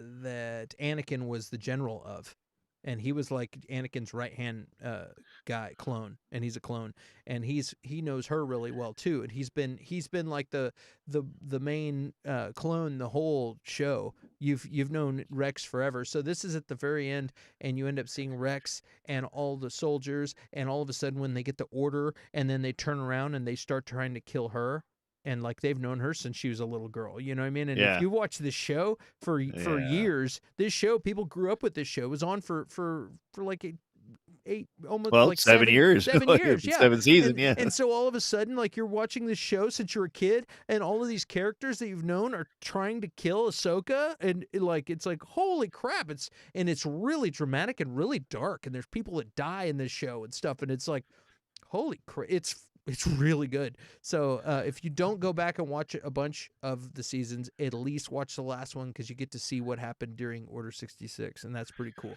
And then Rebels is a really good show, and you see a lot of Thrawn. Thrawn is going to be in this. They mentioned Thrawn in The Mandalorian. What's up? Well, that's what I was gonna say too. With that, there's talk of the Thrawn trilogy for a movie, but fuck, I don't like. It would be better as a show. Like honestly, Well, like Thrawn's going to be in this because have you seen Ahsoka yet in Mandalorian yet? no, not yet. Not yet. She's going to show up. And it's a badass episode. When you get to that episode, it's almost like a samurai running through the forest, or a ninja assassinating. Like, there's fear, and there's people like freaking out, like, and then all of a sudden, like, kills them, and like, she's a super badass. Like, you'll see what I mean. And Have you and read the Thrawn trilogy? I haven't read the whole trilogy. I've just one of them. Yeah, The I'm sure first, it's on Audible. yeah. Fuck, I'm gonna do that. I'm gonna reread. I'm gonna get that on Audible now. The Reread. Listen to it. the one that introduces Thrawn, that's the one I've read. Outward Bound, or I think yeah. It's the one where he ends up sneaking onto the ship, and they finally find him, and they're so impressed with him that instead of killing him, they make him part of the they send him to the academy, and he becomes an officer.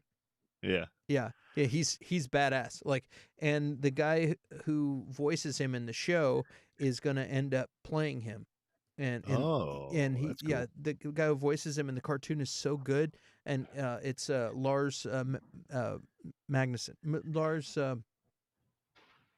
Mickelson. He's awesome. So it's going to be really good. He's fantastic. And so we're gonna have him. You're gonna have Sabine. You're gonna have basically all the Rebels crew are all going to be showing up. Like there's other Jedi. So I got to watch Rebels. So You you're got to saying I got watch to watch? Rebels, dude. Okay. All Yeah, right. All right. Okay. yeah. Very good. So Very good. watch Order 66. I mean, watch all of if you got time. Yeah. Watch it all. But like it. Yeah. I'll watch. I'll throw it in there But because it's a but kids show, right? I mean, it's yeah. a kid show. So I Yeah, can put it on with the kids. Yeah. yeah. Watch Okay. Rebels. You'll really enjoy Rebels.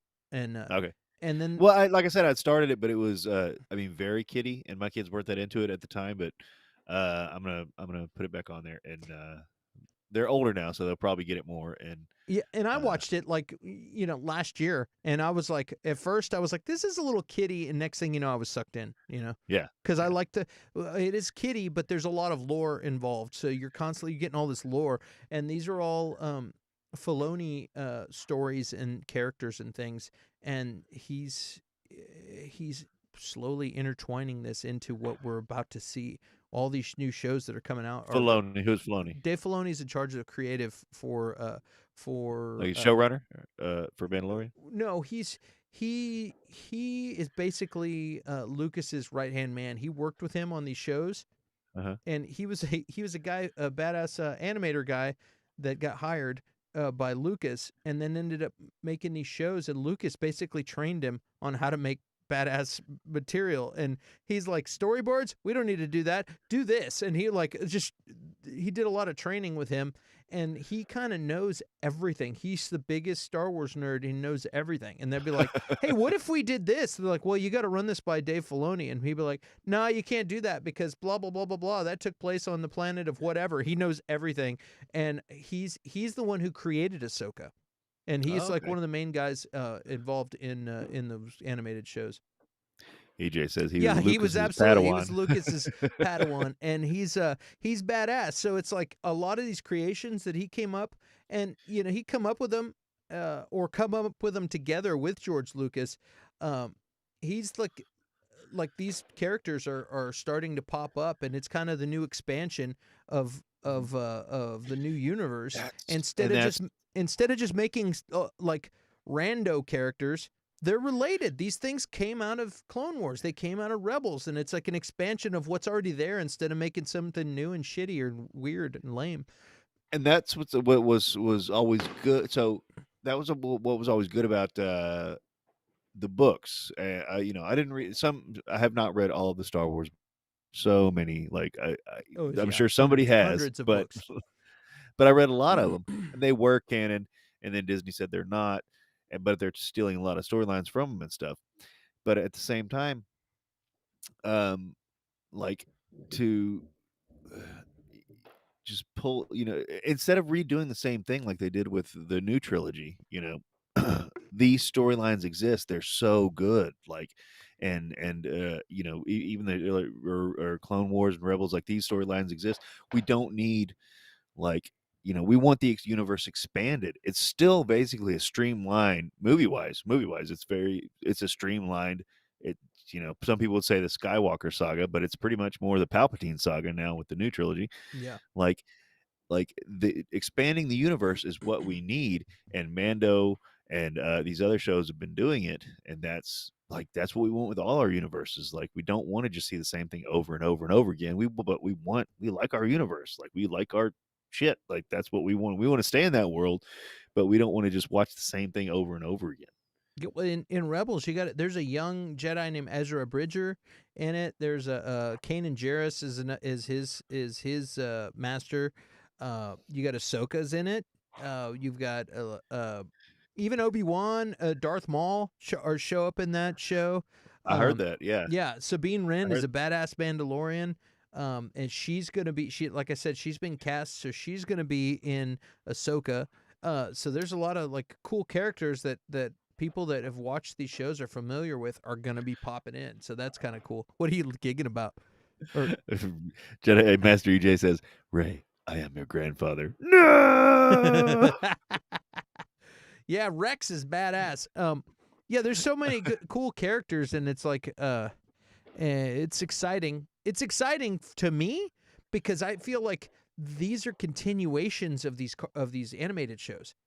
Yeah. It's Well, basically is what it's going to be at the end of Rebels. I don't want to spoil it for you, but somebody disappears with somebody else, and then and you've got and Sabine Wren and Ahsoka Tano are like, we gotta go find this person, or what happened to this person, and next thing you know, we find out that Sabine Wren is cast to be in the Ahsoka Tano show. So it's like, wow. it's gonna be a continuation. It's gonna So be yeah, like, okay. it's, We it's gotta like watch. sweet, because I liked where they were going with a lot of that stuff. So that's gonna be cool. Yeah, and I've heard that a buddy of mine who is I consider myself big into Star Wars, but I am uh not as big as some people. And Jedi Master EJ says, you know, he's read a lot of the books, or hasn't read all of them either, but he's read a lot of them. I've read a lot, but I have like a whole shelf that I haven't read yet. I got a half price books real cheap, and I was like, I'm gonna read these. I just haven't read them yet. But I've got a buddy. Who, I mean, he's steeped in the knowledge. He even wanted to. I don't know if he has, but he should continue it.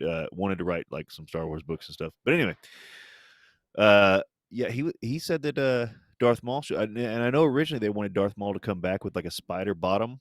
Yeah, that And he happens. said that it does. Yeah, you see him Okay, in cool. Rebels with that, just briefly, and But still, he was too good of a character to waste on, you know, the original Clone Wars movie, or what is it? What's the original? What's episode 1 now? What's the name of it? the Phantom Menace. You talking about? Phantom Menace. Yeah, yeah, Yeah, yeah. I mean, he was so like that. That was he's the whole ad fantastic. campaign. He's amazing, and then it's like, well, he's dead. You know? Hey, Jedi Master EJ says he's written a. I've written a Jedi story. I'd love to read it, man. You wrote Phantom Menace. EJ, you wrote Phantom Menace. Oh my god. No, I know what he's saying. Yeah, it's the. Honestly, I was real bummed out, or not done with. I'd never say I was done with, but I was like, just whatever they're doing with Star Wars. Like after the new trilogy, he says no. uh, After the new Star Wars trilogy, I was not done with, but I was like, all right, okay, Star Wars is whatever. Like, you know, that's fine. But then, like, actually sitting and watching Mandalorian, Yeah. like, I want some more fucking Star Now Wars you now. want more. I want more. It's rekindled the fire, uh, and I wish they could get that with the movies. Something like Rogue One. I mean, not yeah, Rogue One. Yeah, that's what it was, right? Where it's like an expansion of the story, you know, new characters and stuff like that. It wasn't. I didn't think it was as super amazing as a lot of people did, but it was a very good movie. Um, Dude, and it, I was standing on, like, practically on my seat when in that movie. Well, like when in Rogue One, when Darth Vader goes down the hallway and is just Mhm. destroying Yeah, people, oh yeah, lifting people up and crushing their throats, like, yeah. I was losing my mind. I couldn't handle it. that's I was like, I can't handle this. This is too much. This is too amazing. Um, that's that's what I mean. Like that was probably like the best of the new Star Wars movies we got. Um, the original trilogy doesn't bother me as much. The new one, I've seen them all several times, but probably need to rewatch again. But uh, it didn't sit well. The hey, guy. shows have carried it. The shows have done it. Rajneesh says, "Hey guys, Happy New Year's! Drunk as fuck. Big kiss. Woo! Hell yeah!"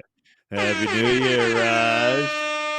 Yeah, my favorite is Asajj Ventress, who's a badass Padawan uh, of Count Dooku, and I remember that name. she's badass.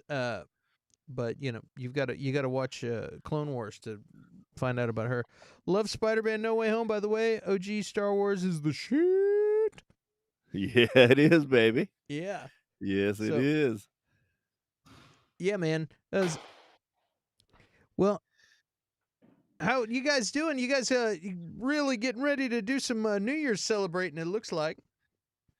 Sounds like. Yeah, EJ's chatted or posted earlier. He can hear the fireworks, and he said it's a thunderstorm at his house. At my old neighborhood where I used to live, it was like just crazy. EJ's ripped. Yeah, let's all Let's do drink to an early getting toast fucking here. 2021 out of here. Cheers. Cheers. Go away, 2021. I don't drink much anymore, but I do on New Year's. Woo! Hells yeah. Hell yeah. So let's see. What was I gonna say? Real quick, before we get complete, well, I'm gonna get off Star Wars. You gotta get caught up, man. Watch Mandalorian, and I can't wait to hear your reaction when you see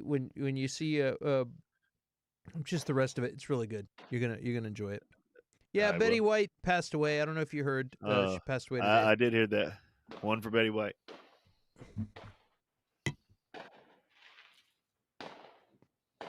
I poured one in my mouth. I'm outside. I'm outside. It's different, man. I understand.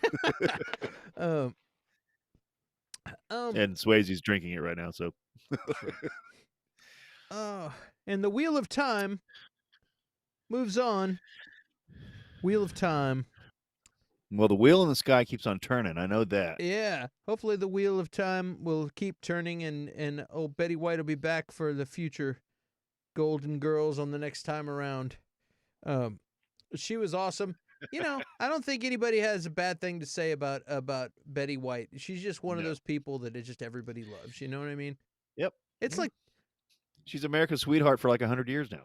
I feel that way about Tom Petty. When I heard Tom Petty passed, I was like, when did that happen? It happened a few years ago, and it was. Oh man! It was like I heard it, and it was like I felt like I got punched in the stomach, you know. And it's like, really, yeah, yeah. There's people that Prince passed away, and David Bowie passed away, and all these different people. I'm like, yeah, that sucks. But something about when Tom Petty, I was like, oh, it like that hurt me. You know what I mean? I was like, wow, and I didn't expect that, but it just happened. Yeah, 2021, suck it. Now it's just a hate fest. We're like, yeah.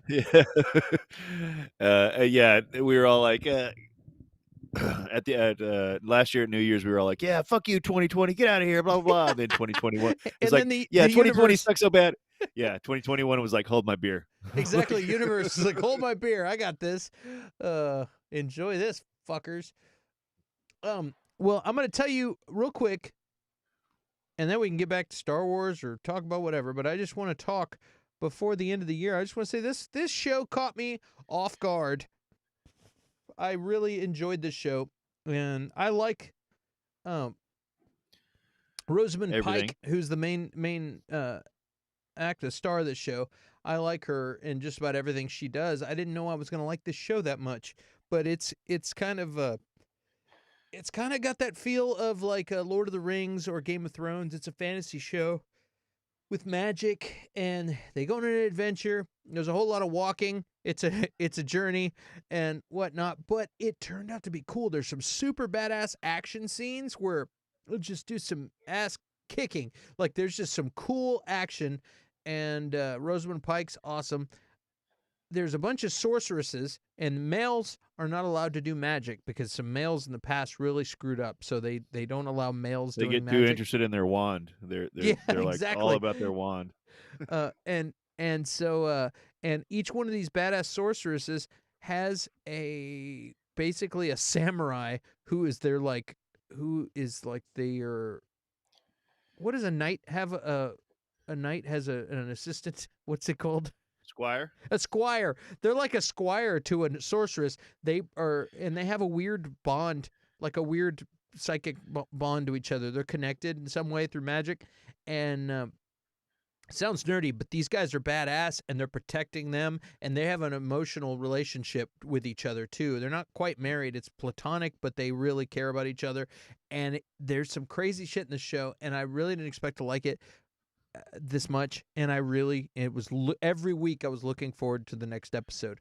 And it builds up to a big climax, and there's going to be more coming soon. So I'm not going to spoil anything in the show, but I will say, if you like magic and you're like, dude, I wish they showed more of that, they actually have a lot of magic in this, and there's actually some really gruesome fight scenes and battles and stuff, and it's a pretty cool show. So it was a lot better than I would expect from a Netflix or and it's an Amazon show.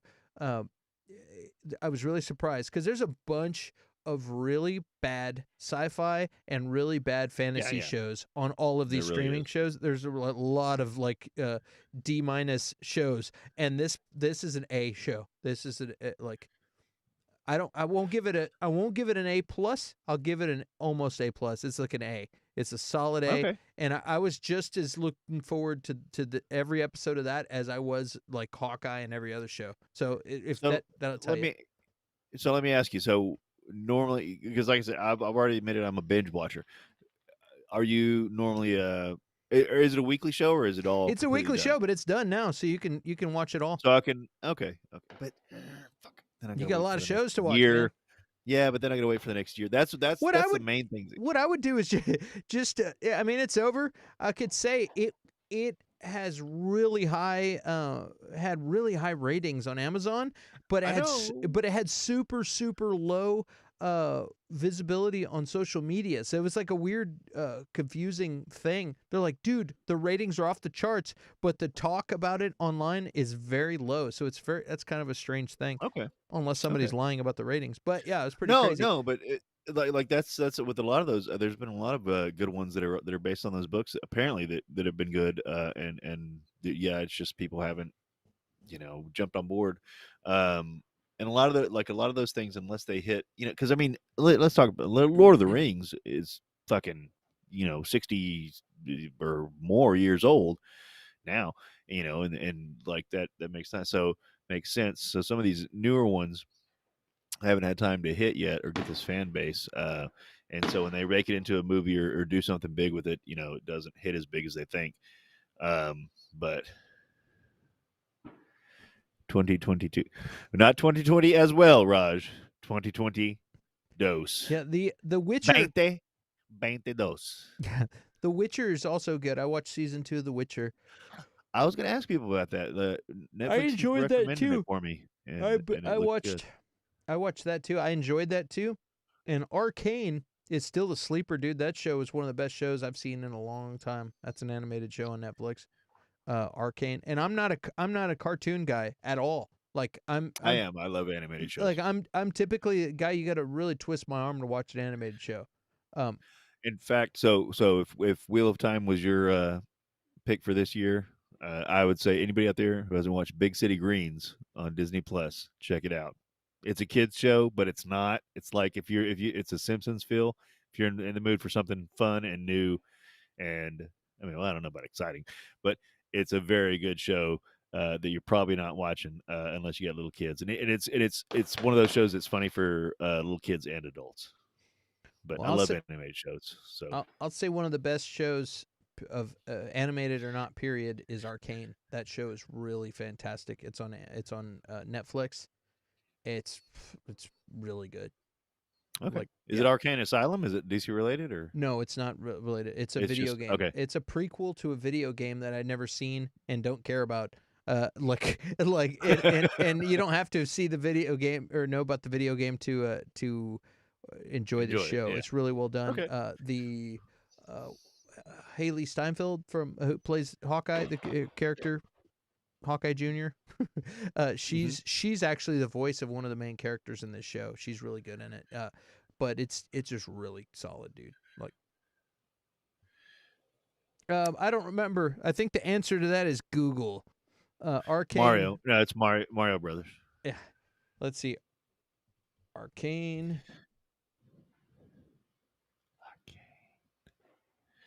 It's the prequel to Mario Brothers.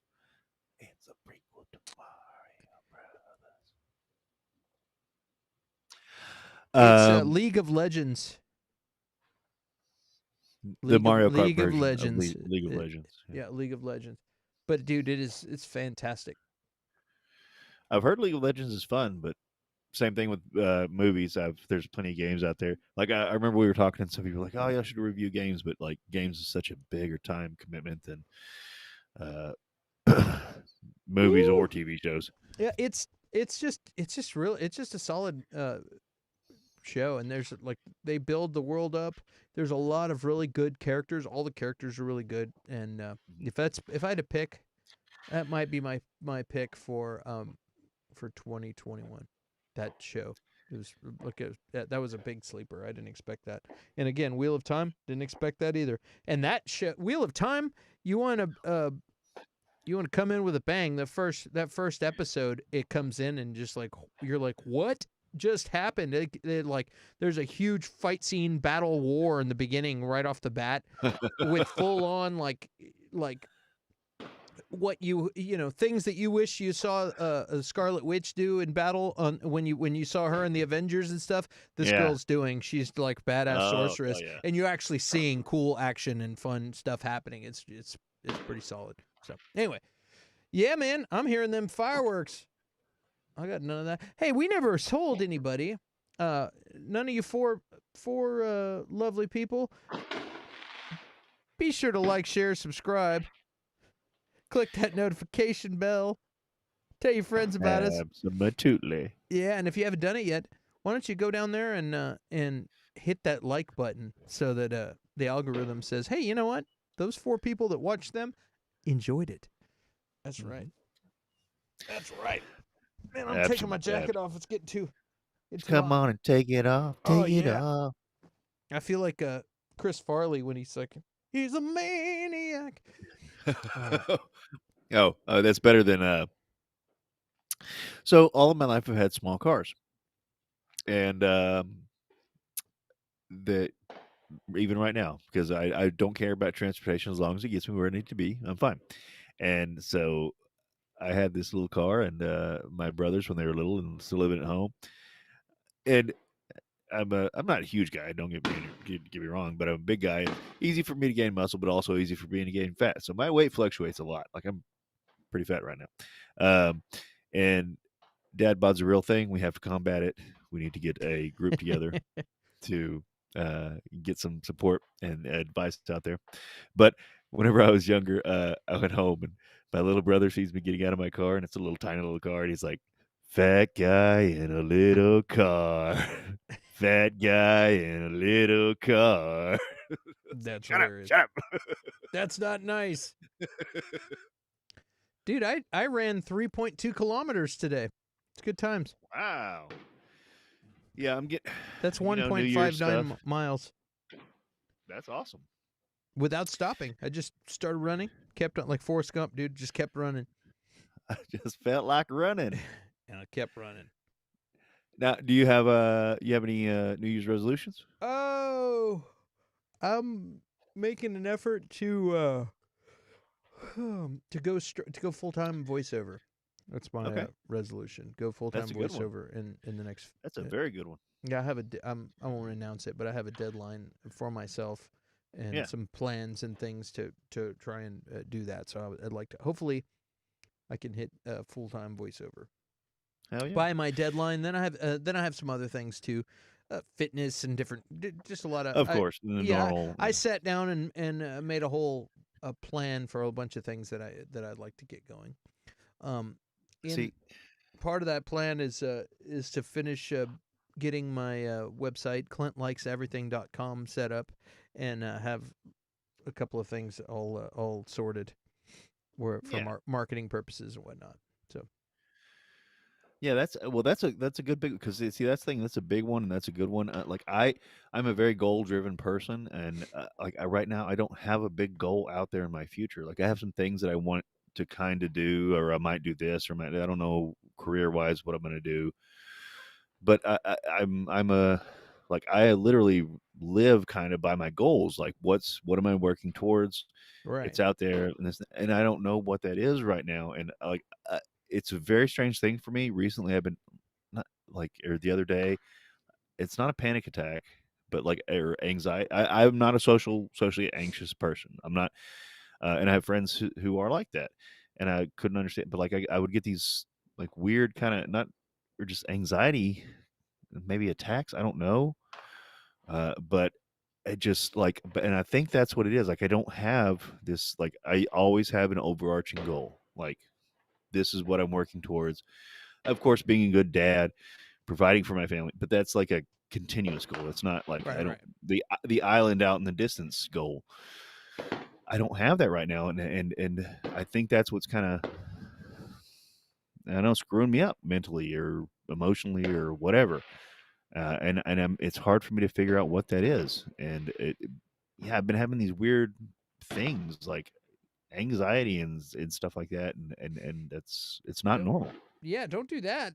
Anxiety sucks, dude. Well, I know. Well, okay. Okay, I'll just quit doing that. Thanks, bro. Yeah, quit doing that, dude.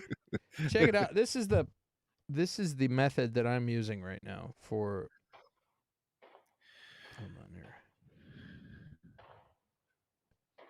Anybody out there with anxiety, just go ahead and quit that. Just stop. It's not good for you. Yeah, guys. Yeah, don't But do that. like I could never understand. I literally couldn't understand them before, and I'm not saying that I can to a certain degree, but I understand like now. Like I've felt that a little bit. Like I don't know. A lot of how it to happens downside when of we it. get older, but this is I'm figured like I saw this guy and I it was actually a TikTok video with this older guy and he's like, anybody wants to do something, you just got to do the things, write it down, set a deadline, make a list of everything you have to do to accomplish this goal, organize a list, make a checklist of what you need to do daily, and then take action, and then do something every single day. And I go, that's a great idea. So I started writing down all the stuff that I wanted to get done and all of the things that I needed to do. Also before he said all this, he said to make a list though, and on your list to have it say like let me see here. Crap. To have the list say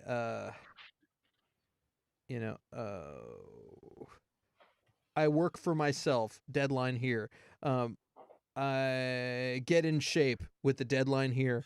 Well, I yeah. have my own website and YouTube and social media routines in place. Blah blah blah. Deadline here. I have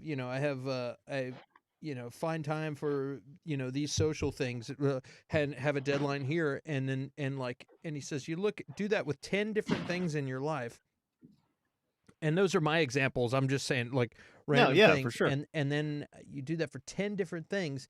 And he said when you look at this list, it's going to be really obvious what the most important thing on there is. You know what I mean? Mm-hmm. And for me, it was getting my money, my income, because I've been a musician my whole life, and I've Right. always bartended and had day jobs and I'll get side You gigs. always work. You're always working. You always got money. But Yeah, but I've always had these side gigs. Like, okay, I also do a little bit of voiceover. I do a little bit of this. I do a little bit of this. But but where I know my money's coming in is bartending because I can do that, and it's consistent. But I also dabble in this and this. And I was just like, dude, I need to not be doing that anymore. I need to spend if I spent the time that I spend bartending, if I was doing right. voiceover work, I would be a lot happier because I would probably be making more money, and then it's I what would you want to do anyway.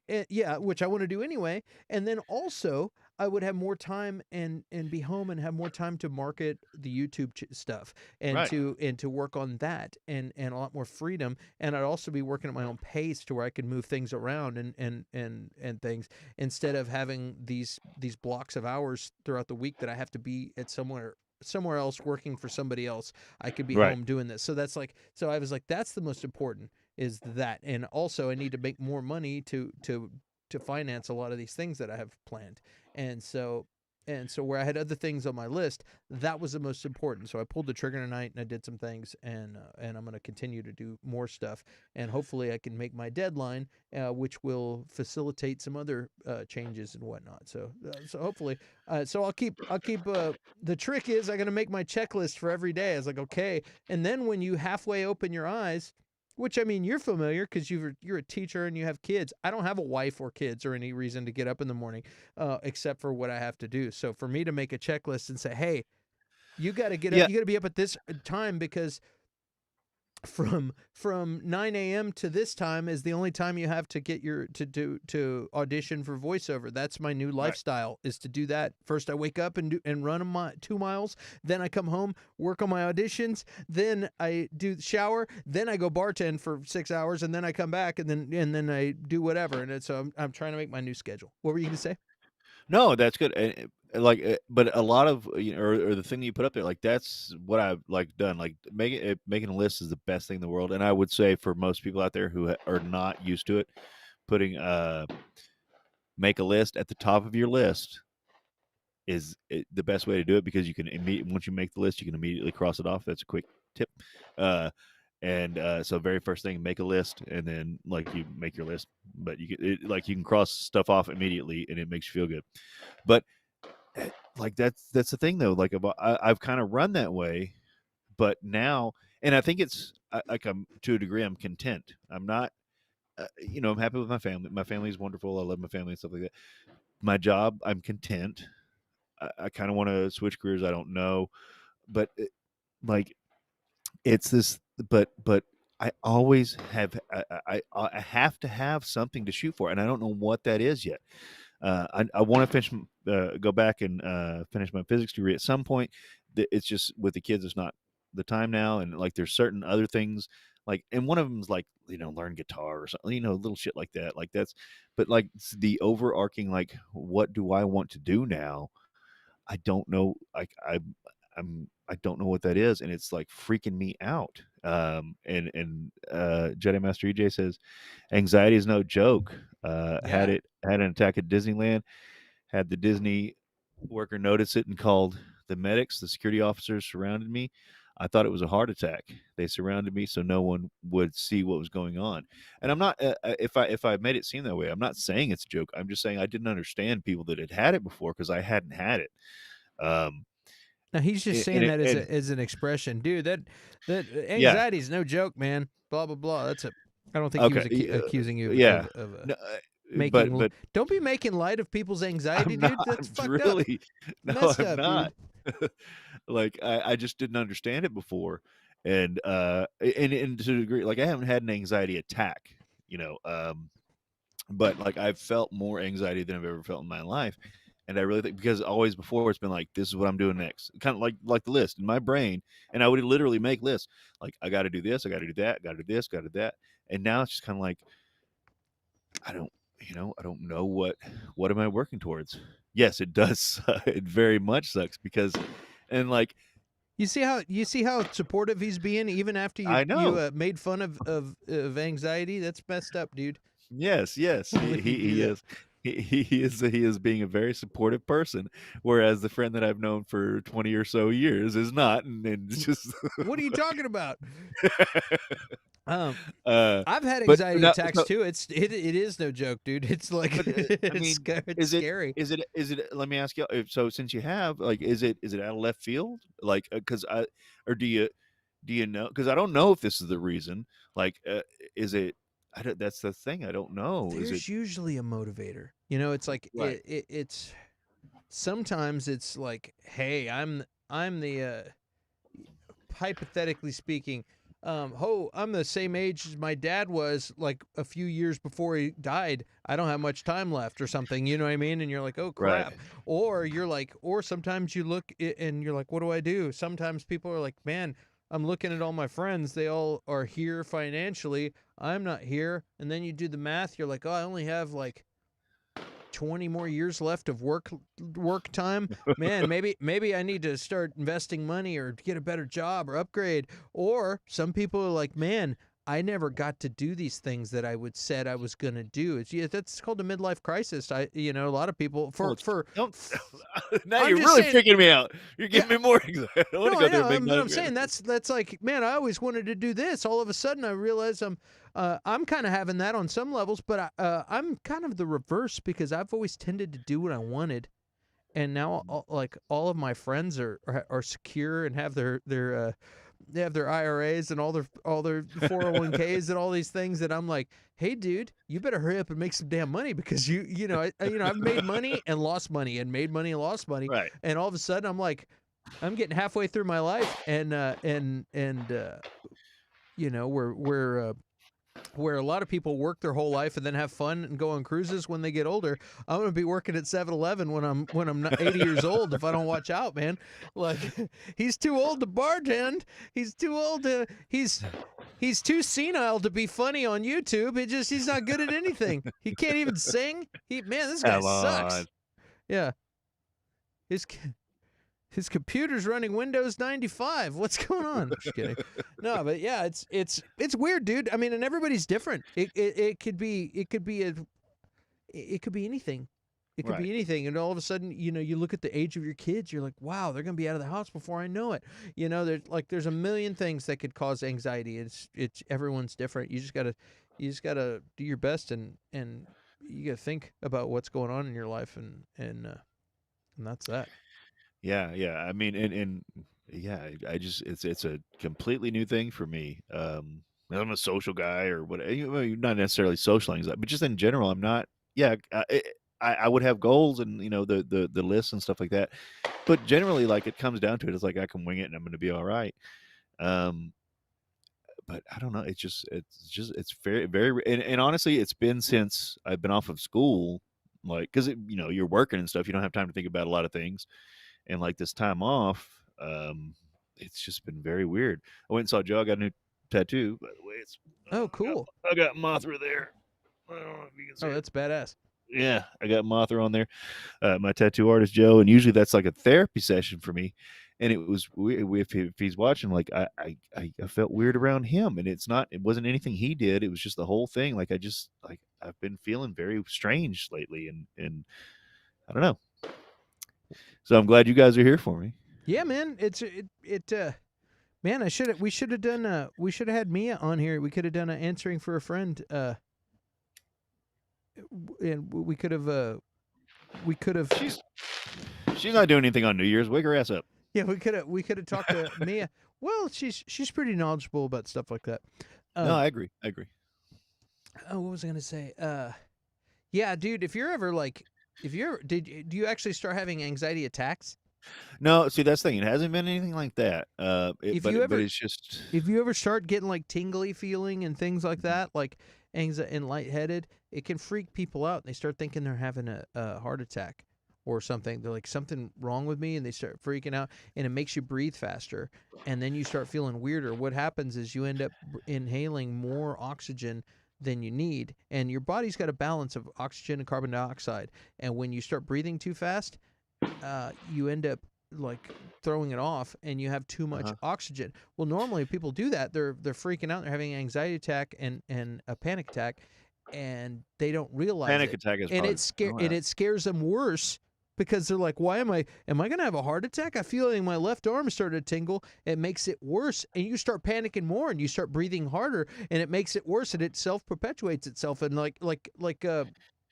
And so what they say when you have something like that is like they do in TV shows and stuff, where they give somebody a paper bag, here, breathe into this. That's the reason they do that. You end up breathing your own carbon dioxide back in, and it balances you out. Before you know it, you calm down. I had a woman that was a little bit tipsy, and she was freaking out, and she was intoxicated, and I had to get her a ride home and stuff, and but she was having a panic attack, and I had to straight up give her a paper bag, and I was thinking halfway through, I was like, dude, I I could be a paramedic or something. I'm helping this. I was really Yeah. helping this woman out, and she was like, "Oh," and I got her. She's like, "How can you be so calm?" Like, it's cool. And I was like, "It's cool. You have I'm a a bar. very I'm a." calming voice. I said, "It's okay. I'm a bartender. I've seen it all." And I really said that, and then I was But like, honestly, like "Yeah." that's kind of true. Yeah, and then I was like, and then I said, "Did I really say that? That's hilarious." And I was like, "All right, calm down." I calmed her down, got her in her Uber. She's gone. She's safe.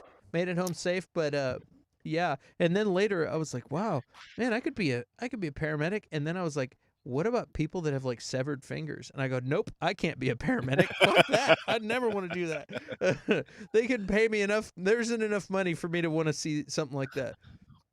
Well, and EJ says, I really thought it was a heart attack. I have high blood pressure. So I've recently got into the high blood pressure realm. Club. Past few, yeah, that club, that special club that Are you the everybody's trying to get into. pre-hypertension? No, well, it depends. As long as I'm on medicine, I'm okay. My wife's family, my wife and her family have like genetic high blood pressure, and it's always kind of been a thing. Um, like I'm over 40, got into it, and um, like it's new. It was crazy high, but not like like the first time it happened, I was like worried about my numbers, and it wasn't like even that high. And then like now, like that's like my regular numbers, like the high numbers. But and so I was wondering if it was that too, but it was just weird stuff, EJ. It was like I would be in traffic. I've driven a standard pretty much most of my life. Like I've driven more standards than I have had automatic cars. And I like the other day when I was driving back from or driving in traffic in Austin. I live in Houston, Texas, and I was driving in traffic in Austin, and I was like getting anxiety, and like, or I'd be on a hill, and I've driven a standard my whole life, and I was like, man, I'm gonna fucking roll back into this car behind me, like, and I'm like, worried about driving the standard that I've driven standards more than any other fucking car in my life. Like I've always picked standards, like, and it just weird stuff like that. Like, That's and just getting strange, so man. anxious. Yeah, it's weird. And like I said, being around Joe's one of my best friends. My tattoo artist is one of my best friends in the whole world, and I just felt weird. Like he didn't make me feel weird, like by any means. He was comforting and a normal friend, and like I just felt strange. I don't know. Like, Have you been working it, out lately? no, I got to get back on. That's what I mean. Dude, I'm get back into it, dad man. bods. I Like, really need to, but I'm rebuilding my wife's laundry room so she can have more room in there, and so the garage is a nightmare. And I mean, I plan to, and I need to, but like I've maybe that's part of it too. I've always thought, is it? I mean, did they just say that or what? But they say when you work No, out yeah, that for sure. it releases chemicals and things that it helps you balance It's your stuff. So that might be something helpful to do. Um, I've I got a gym membership several months ago, and I went for the second time today. So I've had the membership for months. So I'm no one to preach about getting about working out, but that's just what they say. It's just like yeah, oh you're stressed or you're having anxiety or you're like yeah you're supposed to work out. It's yeah. also I was in. Also, I was in Phoenix one time when it was 110. Yeah, but it was a dry heat. That's something else people say all the time. So there you go. But Raj says, "Happy New Year, guys! Happy New Year! Happy New Year, Raj. Good interview earlier. You did great, man. That was good. It was interesting too because I never went to film school, so it's interesting to hear the adventures of somebody else, another creative who's taken a different path than I have. It's interesting. Well, and yeah, I was asking. It's interesting too about the directing side of it and stuff like that because I was in those two movies, but like I was an actor, and I done wrestling and stuff like that, and that's an actor. But from that side of it, you just don't. Or I never thought from that side of it, um, directing and editing and all that stuff like that. Like like how could somebody be a director and not see the editing side of it? I'm sure that people are like that, but that's like weird to me because even comics took like cuts from editing. Like the comic books were started becoming like edited movies, and that was from editing more than directing. It's weird to me to hear that because I'm like I think about producing, and it's like Hmm. I know things that people might not know or understand about mixing. Like I've learned mixing and things, but knowing like, okay, I'm gonna have doubled guitars and in the choruses they're gonna be hard panned. They're different things. I'm gonna double track these guitars and these guitars. I'm gonna have vocals. I'm gonna have all these things. To be a producer beforehand and in the tracking thing, you've gotta know how you're gonna build this song. Maybe I'm only gonna have two guitars Right. in the verses, and I'm gonna have six guitars in the choruses. You got to know that so you can track all those parts and make sure you have enough parts, and you got to know Right. how you're going to mix it. Figure out how you're going to mix that. I would imagine it's something like that. If you're a director, you need to know what shots, what you're going to need, what angles, maybe multiple angles for the same scene, so that you can move back and forth from camera to camera and whatnot. Things that I don't really ever think about, but Because but it's no, interesting but because I could kind of do a parallel into how to make a song as to how to make a scene. well, when it comes to music and stuff like that, like honestly, like, and I'm not trying to, offend movie people or something like that, but it just made more sense to me, I guess. But like, yeah, making a song like or music was as a kid was like just like how do they do that? And I didn't think when I was like one person's doing one thing, it's a very much a team effort, and it's timed and somebody's mixing and stuff like that. But still, like how do they put all that together? Like, and I'm sure movies are just as fast paced, but a song can be so you know and not even a fast song, but just like it's so tight and right there.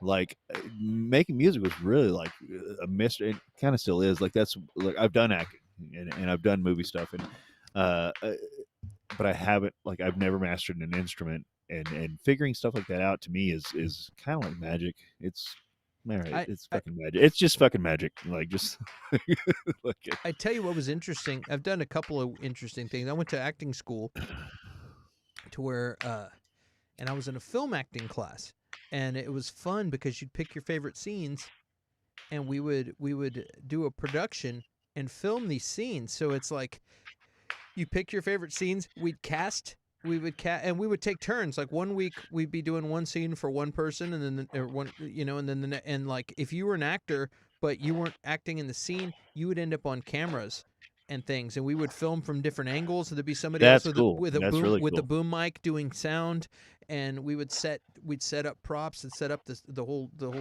stage, the whole thing, and it was really cool. So and so like we would sit there and end up dissecting a scene and see how not only are we paying attention to how the people acted in this, Right. but we would also pay How attention is to, it captured? hey, also they came in from this angle on one part, and then they also cut in from the other angle, and it was pretty cool. So we would basically duplicate the scene, and also you had to learn how to act that part out, and you had to and we would learn how to get into the headspace if I'm playing a crazy lawyer. I did Richard Gere one time. I was a Richard Gere and Ed Norton in that movie where he's defending Oh, the that's a multi great kid movie. with multiple personalities. I can't think of the movie right now. I did that, and that was really interesting. And it was really cool. We also did some cool exercises where you would do, like, I've talked about this before, but where you would do internal monologues, and like and basically like they would write something down on a piece of paper, and I would look at it, and it would say something, and I would have to look at my partner and communicate that with an expression and a look without saying anything. And so we sit there and like do this, and then afterwards they'd be like, okay, after like the thing, they would say, okay, why are you telling me this? Is that what you said? And I'm like, yes, that's what I was saying. But you would do it with your face, like, and then be like, oh, okay. And it was an interesting thing. It was As like, long as they didn't say like, "Are you pooping? You're yeah, pooping, aren't you? Are you pooping?" yeah. Like And you you it was fun. It was fun. It was a fun exercise. And then they would do it, and you would have to guess what they were trying That's to really say. cool. And it was Yeah. pretty cool. But I was like, yeah, there's a lot of layers to stuff. Um, and it was also real fun. I also went to a stand up comedy I had a stand-up comedy class, which was really fun because we would get handed subjects and be like, okay, Ferrari, uh, school, and rock and roll. Bass fishing. Go write a bunch of material, and then somebody else would get 3 things, and we would all go out, and it was all different comedians, and then you would come back in 30 minutes later and do your material that you wrote about the stuff. And what was cool is the other comedians would grade you, but then afterwards they would give you what they would have done. Dude, you know where you should have taken this joke? You should have said blah blah blah blah blah. And we would all help each other, and it was like a real good. cool. It was real cool.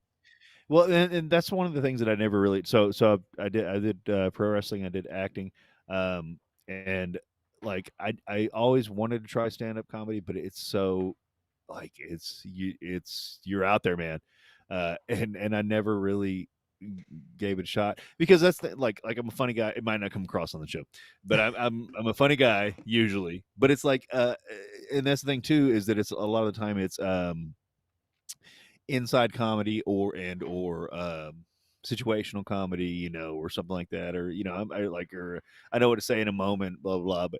But actually sitting down and like delivering to a bunch of people that you don't know, and like delivering something that that's a much bigger deal. Like there's some good comedy documentaries that are out there, and it's like that's a fucking tough job. Like that's thing. It's tough. It is, but what's weird is it's a lot more rehearsed than you think. It's not.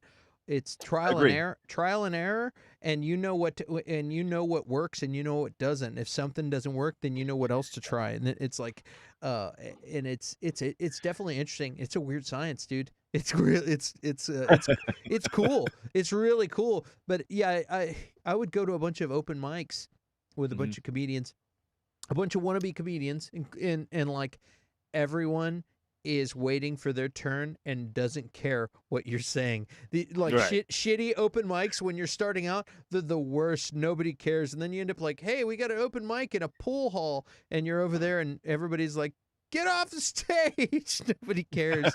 It really sucks. And when you finally get a good show where people I did Cap City Comedy Club, and oh wow, it was great, dude, because people are actually there to see comedy. It was the most refreshing thing ever. When you're new, it's hard to get a gig. It's hard to get even an open mic. Sure. A lot of times you sign up and they're like, we don't know you. They don't put you on. But like Cap City Comedy Club, everybody in there was there to laugh. So like, it's like I say with the movies, if you go into the movie not wanting it to be good, you're not going to have fun. It was the same thing. Like most of these places aren't there to see comedy. They don't care. It's not good. Like you don't have a good show. This place was great. It was the best thing ever. It was so much fun. But that's a hard one. But it is also cool the way your brain switches on and you start making jokes out of everything once you're in the comic zone. Right. It's a weird form math. Then all of a sudden you start seeing everything in Terminator vision. Beep beep beep. Like you start making this connects here. Everything. You make jokes out of everything. Let's see what we got in the chat here. Clint would love to hear some impressions. I don't do a whole lot of impressions. Hi ho, Kermit the Frog here. It's not easy. No, I don't do a lot of impressions. That's a good one. That's good. I could do like we got to get out of here, Scoob. Yeah, I got a few. Like Zoinks. I can do a little bit of Shaggy. That's about it. Most of my voiceover is not comedy. I mean, comedy. It's not impressions. It's more the next big thing is here. With a 5.7-inch AMOLED in a world. Now I don't do movie trailers. It's like, but you could. It's coming. So you can spend more time with your family and less time with the people you care about. It's stuff like that.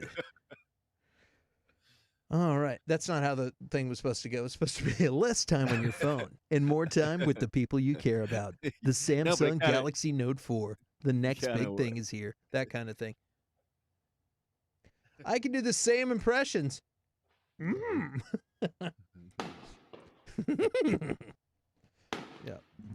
Which I can do Clint. Hey, I'm Clint Baker. Ha ha ha. Hey, gang. I'll do John Wayne. Wait, hold on. Hey, I'm John Wayne. Yeah, I could do a Mickey Mouse. Mickey Mouse. Yes, perfect. Yeah. It says you wanted to divorce Minnie Mouse because she was crazy. No, I didn't say she was crazy. I said she was fucking goofy. Yeah, sorry. All right, I'm done doing impressions. Okay, Curtis.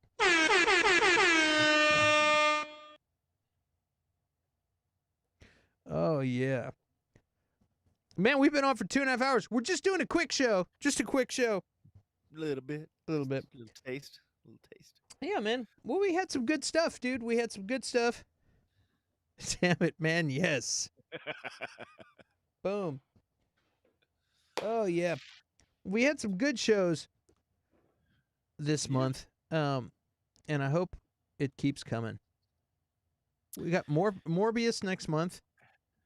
Yeah, we got Morbius. We got Scream 5, which well, we shall see. Yeah, I don't know about that one. I mean, I'll watch it. I'll watch it.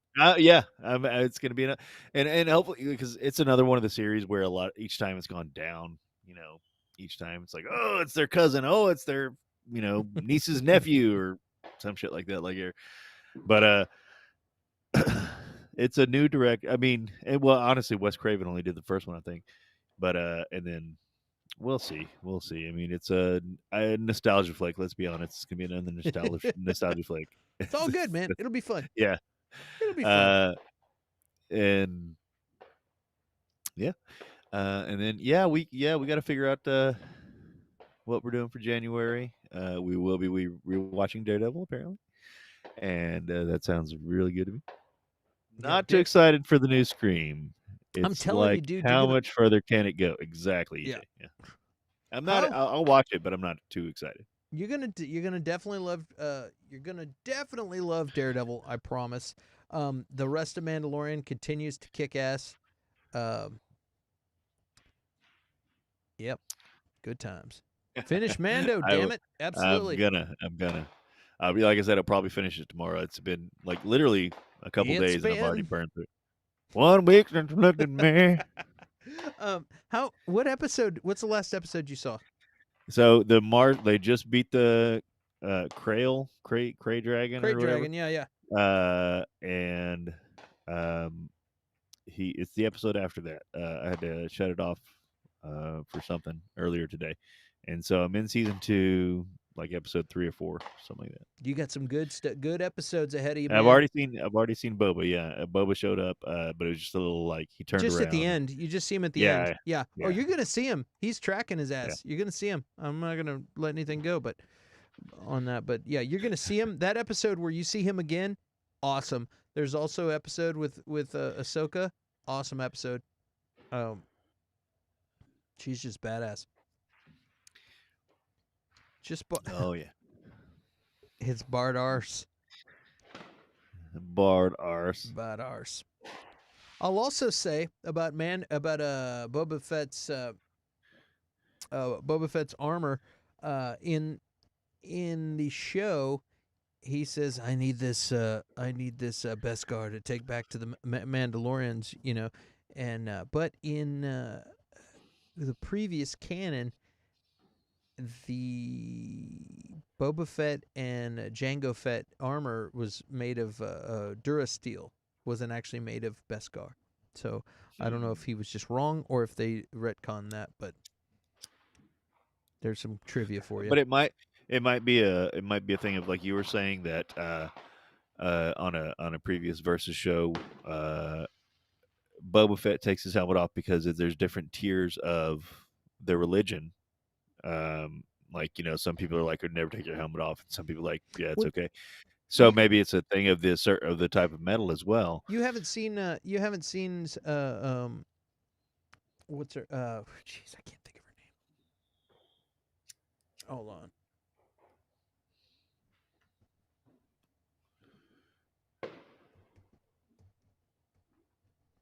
Melissa McCarthy. I can't think of her name.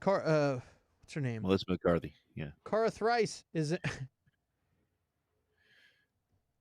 Cara Thrice is from Battlestar Galactica. Cara Thrice. The Which Harbinger one of was she? Death, Cara Thrice. Come on. Which one was she? I love Battlestar Galactica. Which one was she though? She's Katie Sackhoff. I could think she's Bo-Katan. Oh, yeah. Okay. You haven't seen Bo-Katan No, yet, no. right? No, she's going to be in it too. Bo-Katan is she's the best. And those Mandalorians take their helmets off, and you find out that's where you're gonna. Yeah, I haven't seen that one. Yeah, I don't. I was just about to spoil it for you, but you'll find. No, out. you already did. But Yeah. but I mean, No, I'm not in a that's bad not- way. But that's you not- that's what I'm saying. Like you already told me that. Like that. Like there's certain levels to their beliefs. Yeah, So maybe there's Boba. they're kind of an extremist group of extreme Mandalorians, basically. Yeah. So maybe Boba and Django, obviously Django's going to go let himself be cloned, repeatedly. He's, obviously not a fundamentalist. And then Boba was like, maybe a little more so, but so maybe theirs were made of Durasteel instead of Beskar. And Mando's suit in the beginning, you see how he keeps taking pieces and upgrading them. Uh-huh. You remember the first season? He keeps getting. Sure. I'm gonna up. That's probably Durasteel. That's like Mando's got the upgraded badass because he's got real Beskar. There's a shortage of Beskar for a while, Oh yeah, that's right. And they do say like since the Empire crumbled, there was a lot, because the Empire was hoarding it all. Right. Yeah. So yeah. So and Mando was a foundling. He was found by the extremist group Death Watch. Mm-hmm. So look, he you'll see, but he's gonna meet these other Mandalorians and fucking freak out. Like, what the fuck? You're not Mandalorians? So I did see him take his helmet off in that one episode with the droid. I think. Yeah, but nobody's there. No, it's because the droid's right. The droid's not a human. He's not alive. Yeah, not a living thing. So. But I think I recognize the actor, but I'm not sure. Like, it was not very impressive. He was in and I think it was meant to be, But he's the Wish guy in Wonder Woman 1984. He's the villain in Wonder Woman 1984. He's in rewatch. He's in a lot of stuff. Pedro Pascal. He's in a lot of stuff. Yeah, but I mean, yeah, I don't know. Thinking more of a John Wayne type or something like that. Like, you ever see the Birdcage? Yeah, a long time ago. A long time ago, but same with me. But one of the best scenes is whenever he's like, "I want you to walk through that door like John Wayne," and he walks through and he's like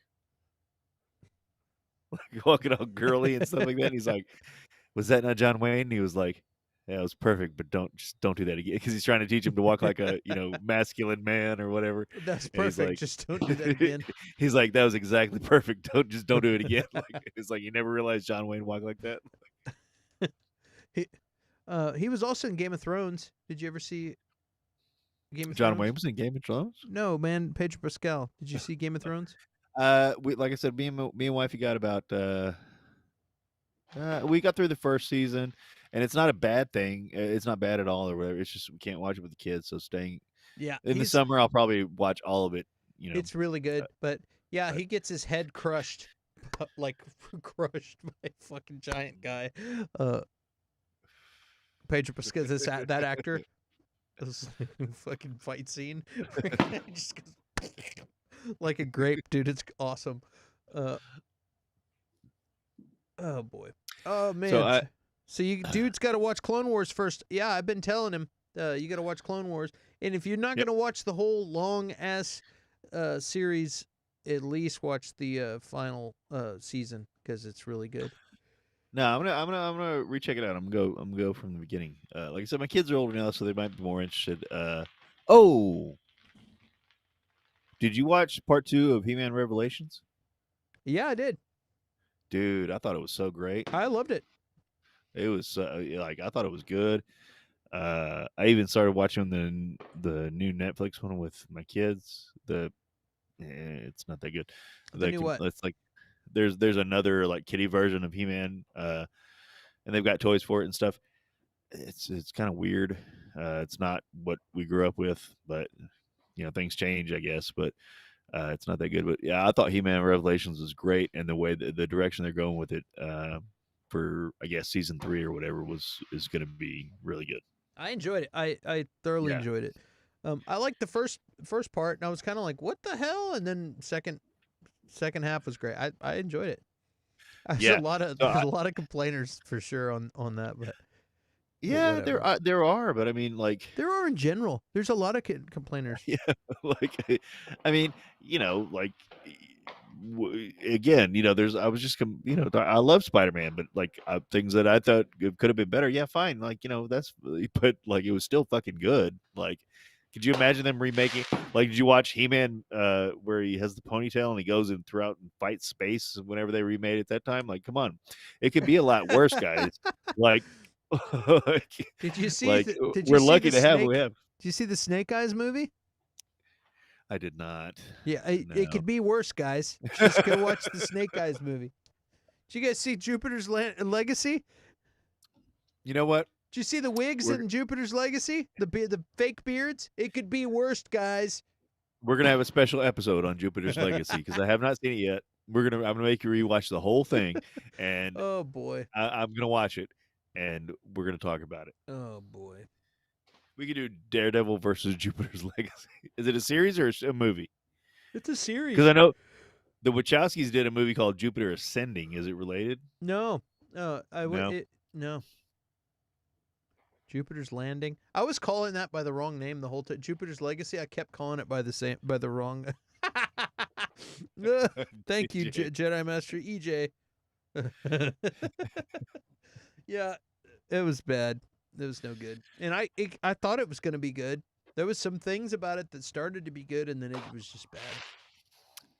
Damn it. Every little thing she does is magic. Everything she do just turn me on. Oh, Every boy. little thing she does is magic. Yeah. Well, You wanna shoot, sing we with got me? I 4 wanna sing a little watchers, bit. 4 viewers now. I think they want to hear us sing. Sing a song. You guys want to hear the troll song?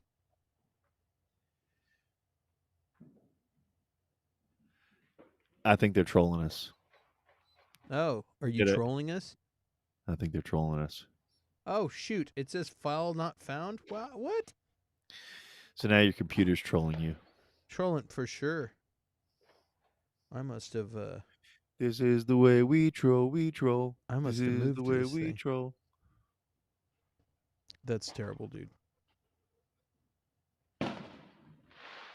Bobby says yes. Damn it. I lost the troll song. There are going to be riots in the streets.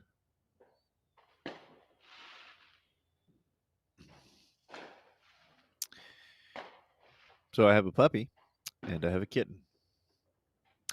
They're both about 4 months old. The kitten's a little bit younger. This is a different one, but we're going to do this one instead. All right. When I don't feel very good about myself, I fuck with people on the internet that I don't even know that well because it makes me feel better. Ooh, it makes me feel better. But the dopamine, it doesn't even last that long. And now the dopamine's gone. That's terrible. That might be even better. No, I like the other one with the troll head. That's hilarious. Oh man. Yep, that's something. Oh gosh. That was good stuff. Well, I'm glad we're hanging out with the gang on New Year's Eve. This is fun. Heck yeah. Jedi Master just said, yeah. Yeah.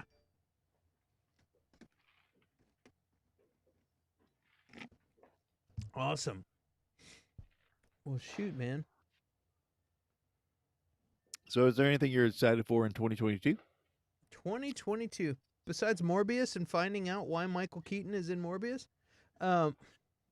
Honestly, that's the most exciting. I'm not trying to be mean. I really like Morbius. I hope they're leading something, but that's the most excited thing I am for Morbius. Did you see the second trailer for that movie? Maybe, but I don't think Dude, so. it looks legit. Like it look like he does some badass running through these like hallways and fight scenes and stuff, and where it looks like it's going to be really cool. Well, and again, so Marvel, so with they got Blade coming, they're going to do some Darkhold stuff, which so Again, they talked about. that's Blade. That'll be I know, that's yeah. Disney, not Sony.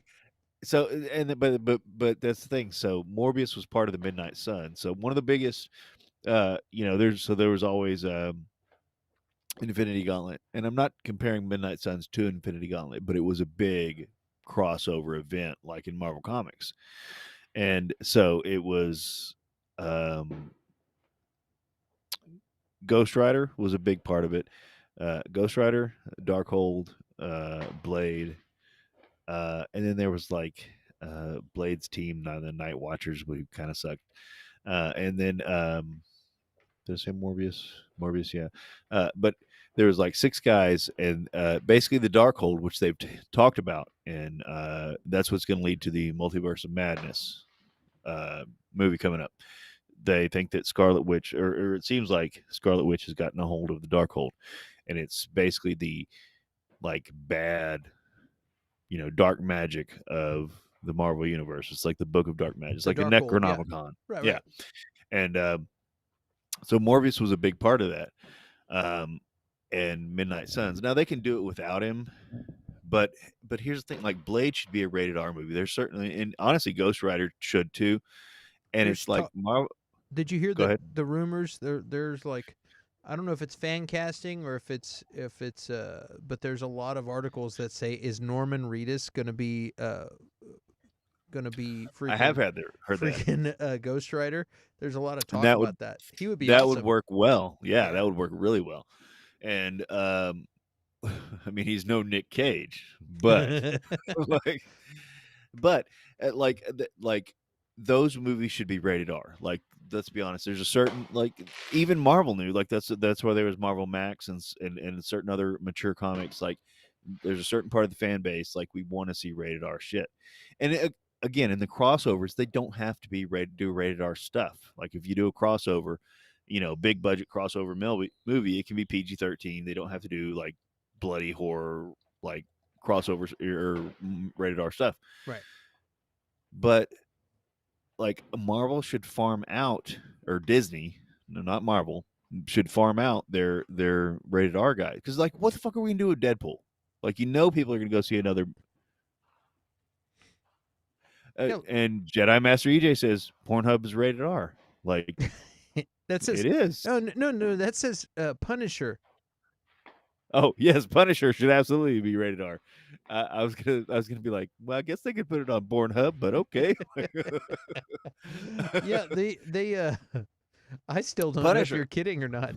No, I just read it wrong. I'm sorry. Like, it would okay. They can put it there. Freudian slip. But like that's it. They need to be. They have to be. Those are the characters. Like, but again, when they did, even in the Marvel universe, in the comics, like Punisher didn't go fucking blasting ass everywhere. Whenever he was in a crossover, he was Punisher, and he would shoot bad guys or robots or whatever the fuck they threw in there. Like, it would work. Like, they can make it work. And that's the thing, if they can make some deal with Sony, where Sony releases these pictures, because like, what are we gonna do with Deadpool? Deadpool's just hanging out there. Like, are they gonna make some PG-13 Deadpool? Like, they can. But what's the fuck's the point? And Ryan Reynolds apparently now is saying like, oh, we can make a PG-13 Deadpool, when his whole point before was like, this whole character is not Deadpool, like blah blah blah. Yeah. Like, just like, they have to find an outlet for these properties, and then they can still fit them into the Marvel universe or MCU. It's just, in those movies, they're not as crazy, bloody, gory, whatever you want to, or violent as whatever. And it can even be somebody like Cap or Shang-Chi or whoever saying like, hey man, we can't do that. Like, well, that was a lot of those characters. U.S. agent just beheaded somebody with that shield, bloody shield. But like, what the hell just happened? And then I heard, brown chicken, brown cow. Yeah, what do you get when you cross a brown chicken and brown cow? Brown chicken, brown cow. Yeah. And I don't know if this was an official release or for official statement, but I heard somewhere in passing this week that that Hawkeye broke the record for the kill count with like at the ending when they're shooting all these guys Yeah, and everybody's bam, coming. bam, bam, bam, bam. Yeah, they broke the record for a kill count of any Disney show ever. I mean, I believe, but like So- you couldn't really tell. Like Yeah, that's I don't know if like, it's Disney Plus show or then you're not Yeah. saying much, but yeah, like. But I mean, but honestly, you could say like he shot him in the leg. He shot him in the, you saw him go and fall down. Like you didn't know if he killed him or not. Like, but still, like it, like that's you can. It's not Blade should not like I. But I don't know if my kids have seen Blade yet. No, they haven't seen Blade yet. no Like the original, disintegrations. like, oh, and that's the thing too. Like, yeah, whenever in the original Blade movies, he hits them with, and they like fucking turn to ash. Like, come on, that's not even blood. Yeah. So I don't know, but like, if Morbius is, if they want to work in Midnight Suns, just fucking franchise it out to Sony. They're not gonna, but whatever. Yeah. No, they're not going to do that. I wonder if they put it out like on Hulu? Put it out through Hulu? They should put or it like Fox. They got Fox sitting there. Just release a Fox movie. It's like a Fox movie, 20th century Fox movie, but it's in the Marvel universe. And like most people will be like, well, okay, whatever. I don't care. It's a fucking movie. Most people aren't going to realize that Fox is owned by Disney. They're just Right. gonna, That's what I'm saying. Like, Yeah. like they don't care. Like we went from thousands of media companies to where the major six own all of them. Like, if you don't know that, look it up. 6 companies own all of our major media outlets. Like that's it. Like, from thousands. Like, I know. so I was releasing videos about it called Streaming Wars, about all these mergers and stuff. It's really fascinating. Like it's going to end up being like 3 companies by the end of the end of the line. dude. apparently we just don't care about monopolies anymore in America. Like it's ridiculous. And we're wondering why an independent voice can't be heard. Like, and they should be rated R. Yes. But so let me ask you this, Jedi Master EJ, or anybody, or Clint, did you watch the Punisher Netflix show? Yep. Because we can go through that one next. I enjoyed that one too. But you to should me, see that too. But you got to start with we're doing Daredevil first. Daredevil first, and then you got to jump into Jessica Jones. Both are great shows. Okay. Yeah, she's a really great character. But I love Thomas Jane as a Punisher so much. Like, am I wrong? Like, he was just I just love Thomas Jane in general. He's got the worst agent in the history of the fucking world. He's so good. Like I would make out with him. Do you have a picture of him? Put it up and I can make out with him right quick. Let me see.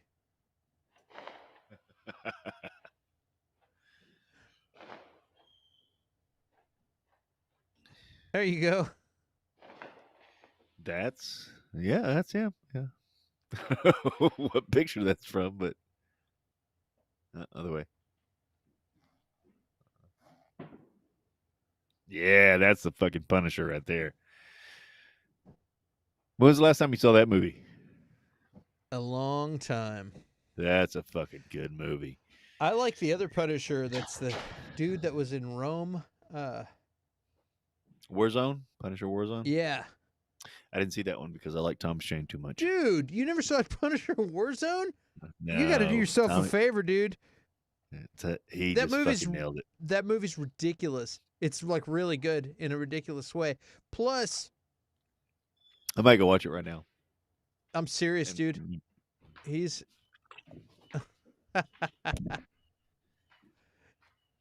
this guy. Oh, he's all blurry. Nah, but I know which one you're talking about. Hey, did you ever see Rome? No. This is something else that now you just brought up something else that we need to discuss here. Well, EJ says Warzone is good. I'm sure it's good, but like Thomas Jane just fucking nailed it as Punisher to me, and That guy's got the worst fucking Thomas Jane. If you're watching, if you're one of the four watching, fire your agent. You're too good of a fucking actor to not be like superstar level. He's such a good actor in everything he's in. Are you familiar with this situation? Do you know what this is? I am. What do you think? I'm glad you brought that up. What Okay. what the actual, like Okay. we had Okay. we had this. Yes. Get rid of that. Okay. But do you know why? I do know why, and it's because you've got a lot of A lot of white supremacist groups have adopted the no. You Punisher have a lot. logo. That's not what it is. No. It's there's a lot of police officers that have and army guys and and stuff that have all taken that on. And no, but that's not what they're worried about. It's white supremacist groups that have taken on the Punisher logo, like police officers and army agents have as well.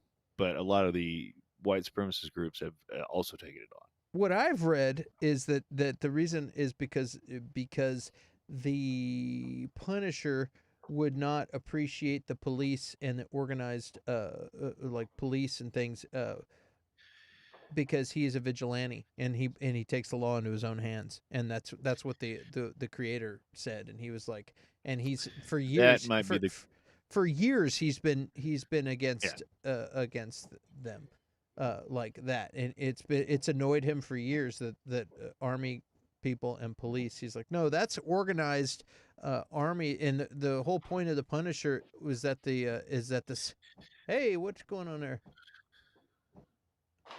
The whole point of the Punisher is that the system, he doesn't like the system has failed him, and he's taken the law into his own hands. And I believe the creator feels that way, but they haven't changed it, for years. But a lot of the white supremacy groups and stuff like that have taken it on as well. And I'm not saying that those officers and or military people are part of those white supremacy groups. I'm not saying that by any means, but so that's why they finally changed it. But to change it to basically a fucking Danzig skull, like, you're not helping your cause any. Like, I don't know. No, it looks like a goat skeleton. It's super dumb. They should just they could have made it a more realistic skull, or they could have done a lot of things. Yeah, just like it's a fucking Danzig skull. Yeah, that's all it is. Hold on, I'm looking this up because I'm like, let's see here. Okay, I'm gonna see if I can do a. There we go. Okay, this is Screen Rant, pretty reputable source here. Marvel has finally retired the Punisher's iconic skull logo after years of controversy surrounding the violent vigilante who murders his enemies. Marvel's Punisher has seen his share of controversy in recent years.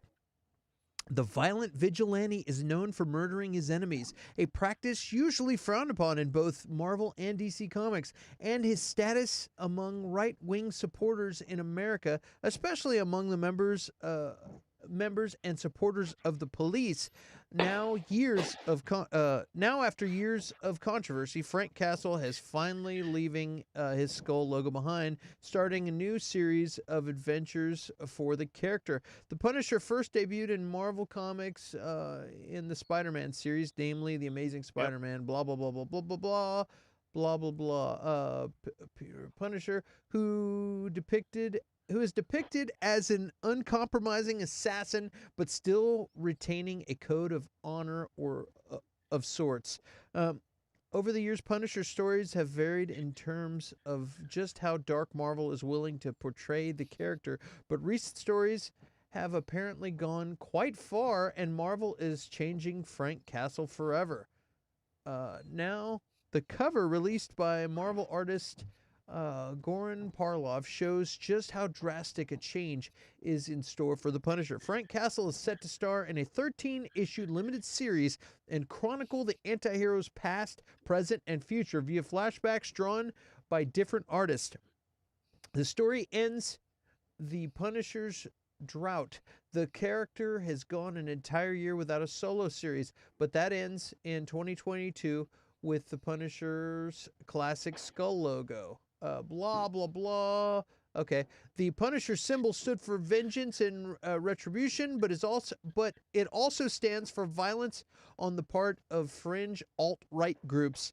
In particular, multiple police officers have used the Punisher skull logo to imply they wish to commit excessive violence against criminals or against anyone who challenges their authority. Frank Castle, famous detests cops. Famously, I think it means to say, Yeah. detests cops who support him and display his logo. He believes the police should embody Captain America rather than himself. Right. Yeah. For Cap this, is a hero. He's an anti-hero. right. And for this and other reasons, the Punisher skull is falling by the wayside, being replaced with a Punisher version of the Hand Organization logo. This will no doubt anger Punisher fans, in addition to those who support the character's uncompromising ways, but this change will ultimately be for the best. Note that Frank Castle's character isn't changing. He still thinks the vast majority of his He enemies... still kills And- the vast majority of his... Oh, yeah, he still kills the vast majority of his enemies, and this is the trait that makes him the Punisher. In a world where most superheroes will never kill a soul, the Punisher chooses to walk down a dark path, but sharply chastises anyone who wishes to follow him. There you go. Thank you, Right. Screen Rant. We appreciate you and give you all of the credit for this because we just straight up read your stuff. So let's make sure Yes, Screen Rant, Thank you very much. Screen Rant's logo is on there, nice and big, and we appreciate that. Wow. Absolutely. And here's the thing: they could have it's the Punisher. They could have put a big ass X, a cool looking X. Yeah, that would have been die in cartoons, badass. you know, He would have looked like X Factor, people but in still. cartoons. No, but not like it doesn't have to be like Oh, good point. Marvel X. But like when people die, they have X's over their eyes or something like that, But just like a fucking cool looking spray painted looking X, or something. It didn't have to be this fucking Danzig skull or oh, I'm the devil killer, blah blah blah. Yeah, I'm like, It was overdue. I mean, people change costumes all the time. Let's be honest. But sometimes it works, sometimes it doesn't. but that damn goat skull is stupid. Yeah. Sorry. It's a fucking Danzig skull. Sorry, Marvel. It sucks ass. It needs something meaner. Yes. Of course, he's the Punisher. I guess he could rock just straight up black like Dolph. Yeah, that's what I'm saying. Says EJ. And that's what I'm saying. He could just, go straight up black and or he could have, you could have done a ton of things, like a skull made out of guns. Oh, I'm sure people would jump on that real quick, but, it just, it's just not sucks. it's not good. It just 'Cause- sucks. Yeah. Whenever, I remember whenever Spider-Man came out with the spider armor, and that was way before Iron Man, and people were like, what the fuck is this? Get this fucking shit out of here. We don't want that. Because this is one of the coolest logos, you know what I mean? All of But them. that's the idea. He just did it on with spray paint. He put a fucking thing on there and did the spray paint, and it was just hanging there. It was yeah, you're awesome. gonna fucking die, Yeah, He could this. put he's a Punisher. He could have put R.I.P. on there, or something like that, and it would still mean the same thing, but it's not a fucking Danzig logo. And I like Danzig. I'm fine with Danzig. But it's it doesn't, I'm laughing really hard because I just opened this. You went down the rabbit hole.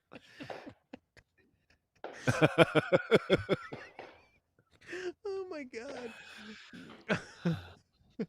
That's fucked up. I apologize for showing that. It's just too fucking funny. Sorry. Oh boy. Okay, Clint got Yeah. canceled. Cancel Clint. Yeah, I don't know, man. It's just a dumb logo. It's like not cool. It's just it was It's not and cool. you know somebody was like, dude, this is it, and they wrote it on there, and then like everybody's like, That's hey, the yeah, that's worst cool, part. dude. Hey, yeah, like That's the worst part. Somebody's like, dude, I nailed it. Like, no, you did, bro. Like that's no. Like what That's else? what I mean. He's not evil. He's not a villain. He's not a bad guy. Like, why you putting devil horns and shit? Like, he's just justice. He's like, if I can kill somebody, I'm gonna kill you. I Like, want that. You know what's worse is that really upsets me is that that stupid politics is fucking up comics. You know what I mean? yeah, It's they're like fucking up our comics. Yeah, that's just dumb. Like this. Get over here, comic picture. This is cool. yes. Like you don't need to screw that up for us. You know what I mean? Like in stupid politics. I'm so sick of politics, dude. All the politics of the last of 2020 and 2021 like need to go away. But I'm here's over I'm over all of that stuff. well, I quit watching the stinking news. I'm just over it. The only news I watch is like entertainment news now. I'm like completely over. Like if it's a movie bit or music bit, then I'm like, cool, I'm watching that. Other than that, I don't watch the news anymore. I gave up. I'm like, I quit the news. I broke up with the EJ news. says maybe he should wear a big P on his chest because it's like, yeah, you're getting fucked. Big old P, you're getting fucked. Or Curtis, that didn't land. Curtis, you just got Didn't land. vulgar. Yeah, it didn't land like I wanted it to. But at the same time, like this is going to be like Calvin peeing on everything. It's going to go away in a few years, and then we're going to be like, Calvin didn't respond like, or the owner of Calvin and Hobbes, didn't respond and be like, well, we're changing Calvin the way Calvin looks because of this certain time in America. Like Calvin was peeing on everything for like 10 years. Like, and no, like people were like, what the fuck is going on? You remember that? Yeah. Yeah. And it's like, yeah, okay, these fucking jerk offs or certain jerk offs have the Punisher skull.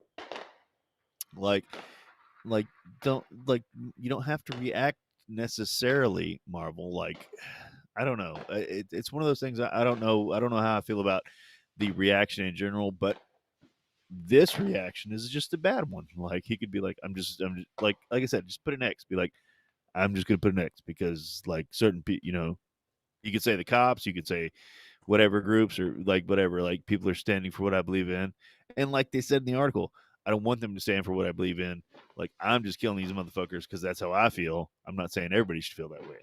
Hey, I found an article from our friends over at Geekosity magazine. Let's check this out. Punisher skull will not be removed in the Marvel's MCU reboot. Well, this is written by our friend Mikey. Let's hope that Mikey. Yeah, let's hope that he's right on that. He's right on everything else. The Punisher will keep his iconic skull emblem in the MCU under the creative guidance of Marvel Studios. Controversy erupted after one of the writers at the United States Capitol on January 6th was photographed wearing it. However, I have been told that Disney has no plans whatsoever on removing it from the character. Some social media outrage isn't going to prevent an entertainment juggernaut like Marvel and Disney from using one of its most familiar trademarked images. Punisher's ominous logo has been co-opted by opposite sides of political and social circles for decades, from American soldiers to Iraqi armed forces, from Black Lives Matter to Blue Lives Matter, from law enforcement to militia groups. The Punisher has made his presence known. The Punisher's skull emblem will stay in the cinematic universe. However, Frank Castle has always been a polarizing figure since his commercial ascendancy in the man. This pop up is killing me down here. Get out of here. Okay. I don't know if y'all are seeing that. You fucking pop up. Nope. You're good. Ascendancy in the mid '80s. A 1986 Punisher miniseries by writer Stephen Grant and artist Mike Zeck launched the vigilante show into a new heights of popularity. The Punisher, alongside Wolverine and a darker, more brutal Batman became the face of grim and gritty superhero comics. Critics This was the bashed 80s, people. This was Yeah. the 80s. Critics bashed the comic in the late 80s for being bloodthirsty and in his gory way of delivering justice, especially his unyielding usage of guns. The current bashing isn't new. In fact, the more the Punisher is called dangerous and subversive, the bigger he becomes. All right. Created by blah, blah, blah. Okay, created by Jerry Conway and artist John Romita Sr. and Ross Andrew in The Amazing Spider-Man. He was originally Spider-Man's foe. He would later be viewed as an anti-hero. Okay. Anyway, when John Bernthal does return as the Punisher, Marvel Studios has no intention of removing the skull from his chest. Woo, that was a long read. Thank you, Mikey, for that. That gives me some hope. I hope that is correct. And again, I say, Mikey always seems to be correct, dude. I don't know how he does it. He's the Nostradamus of nerds. It's great. Nerdstradamus. Nerdstradamus is Mikey's name. I need to tell him that. Or Geekstradamus might be better, but no, Nerdstradamus is got a better ring to it. I think you're right. Awesome. Well, cool. Well, let's hope, because that new logo sucks. So there you have it. I mean, they could have gone a lot of different directions, but that was not it. Like, it could have been two, like, guns making an X, like, or like whatever. Like, but with Danzig logo, no, not it. Yeah. Yeah, that would have been cool. Well, hey, you need to get on and watch the John Bernthal Punisher, because that show's is pretty legit. I need to watch that, and apparently I need to watch Warzone. EJ was saying it was pretty fucking good too. It is. It's ridiculous. It's ridiculous. It's one of those over the top. That's what I've heard. Yeah, that's what I've heard. But it's really fun. It's like you'll drink some beer, you'll be laughing. There's some ridiculous kills where you just start laughing. There's one in particular that some guy gets blown up in the air. It's just hilarious. He gets blown up with a rocket launcher or something, and it's like a cheesy special effect where it's just like explosion in the sky, and the guy just turns to dust. It's great. Yeah. Yeah. Jedi Master EJ says, you know what works? The skull. All right, man. Well, dude, we've been on for 3 hours. I said we were just going to pop on real quick and pop off. And yeah, about right. And we did. So, gang in the chat, everybody who's listening, thank y'all for hanging out, and thanks for chiming in. You guys made it fun. You always do. Thank you so much. We appreciate you guys. Guys, be sure to like, share, subscribe, all that good stuff. You know the drill. Tell your friends about us, and share our videos. And yeah, I'll be going through this. If there's any little gems, short little clips, I may throw some clips up. If you happen to see them online, share them for me, man. It helps us grow. And yeah. And yeah, shares the thing. We love all y'all. We're glad y'all are here. But shares the main thing. Like, yeah. If somebody's asking you questions about some shit, like, hey, listen to these guys. They're fucking morons. Be like, you know what's good? Warzone Punisher, but you know what's really good? Versus. There you go. I mean, he could have got a big VS on his chest. I mean, I don't know why he didn't do that. Yeah. That's what he should. There you go. Dude, that should be the. I should do that. That'd be awesome. I'm versus you, buddy. Awesome, man. Well, guys, thanks again for hanging out, and have a wonderful, happy New Year. Yes. Just one last time, for old time's sake, admire this beautiful graphic. That's there. Very nice. Man, that is just nice. Just real nice. It's good to see. And you can hear the fireworks in the background. Yeah. Yeah. Everybody just, whoa, that's not, where's Curtis? There it is.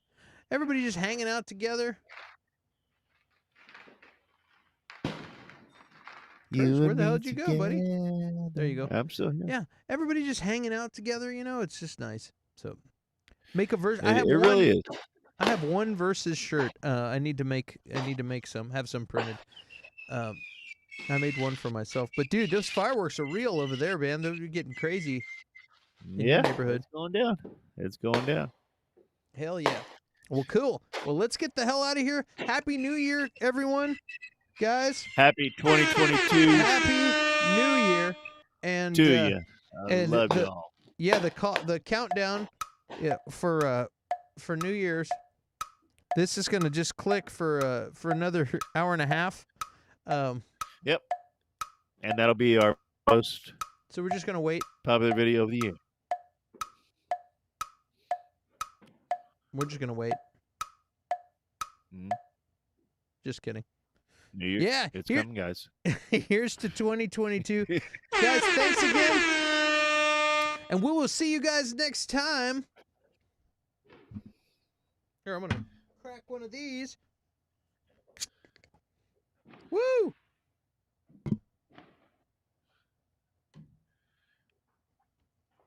See you guys later.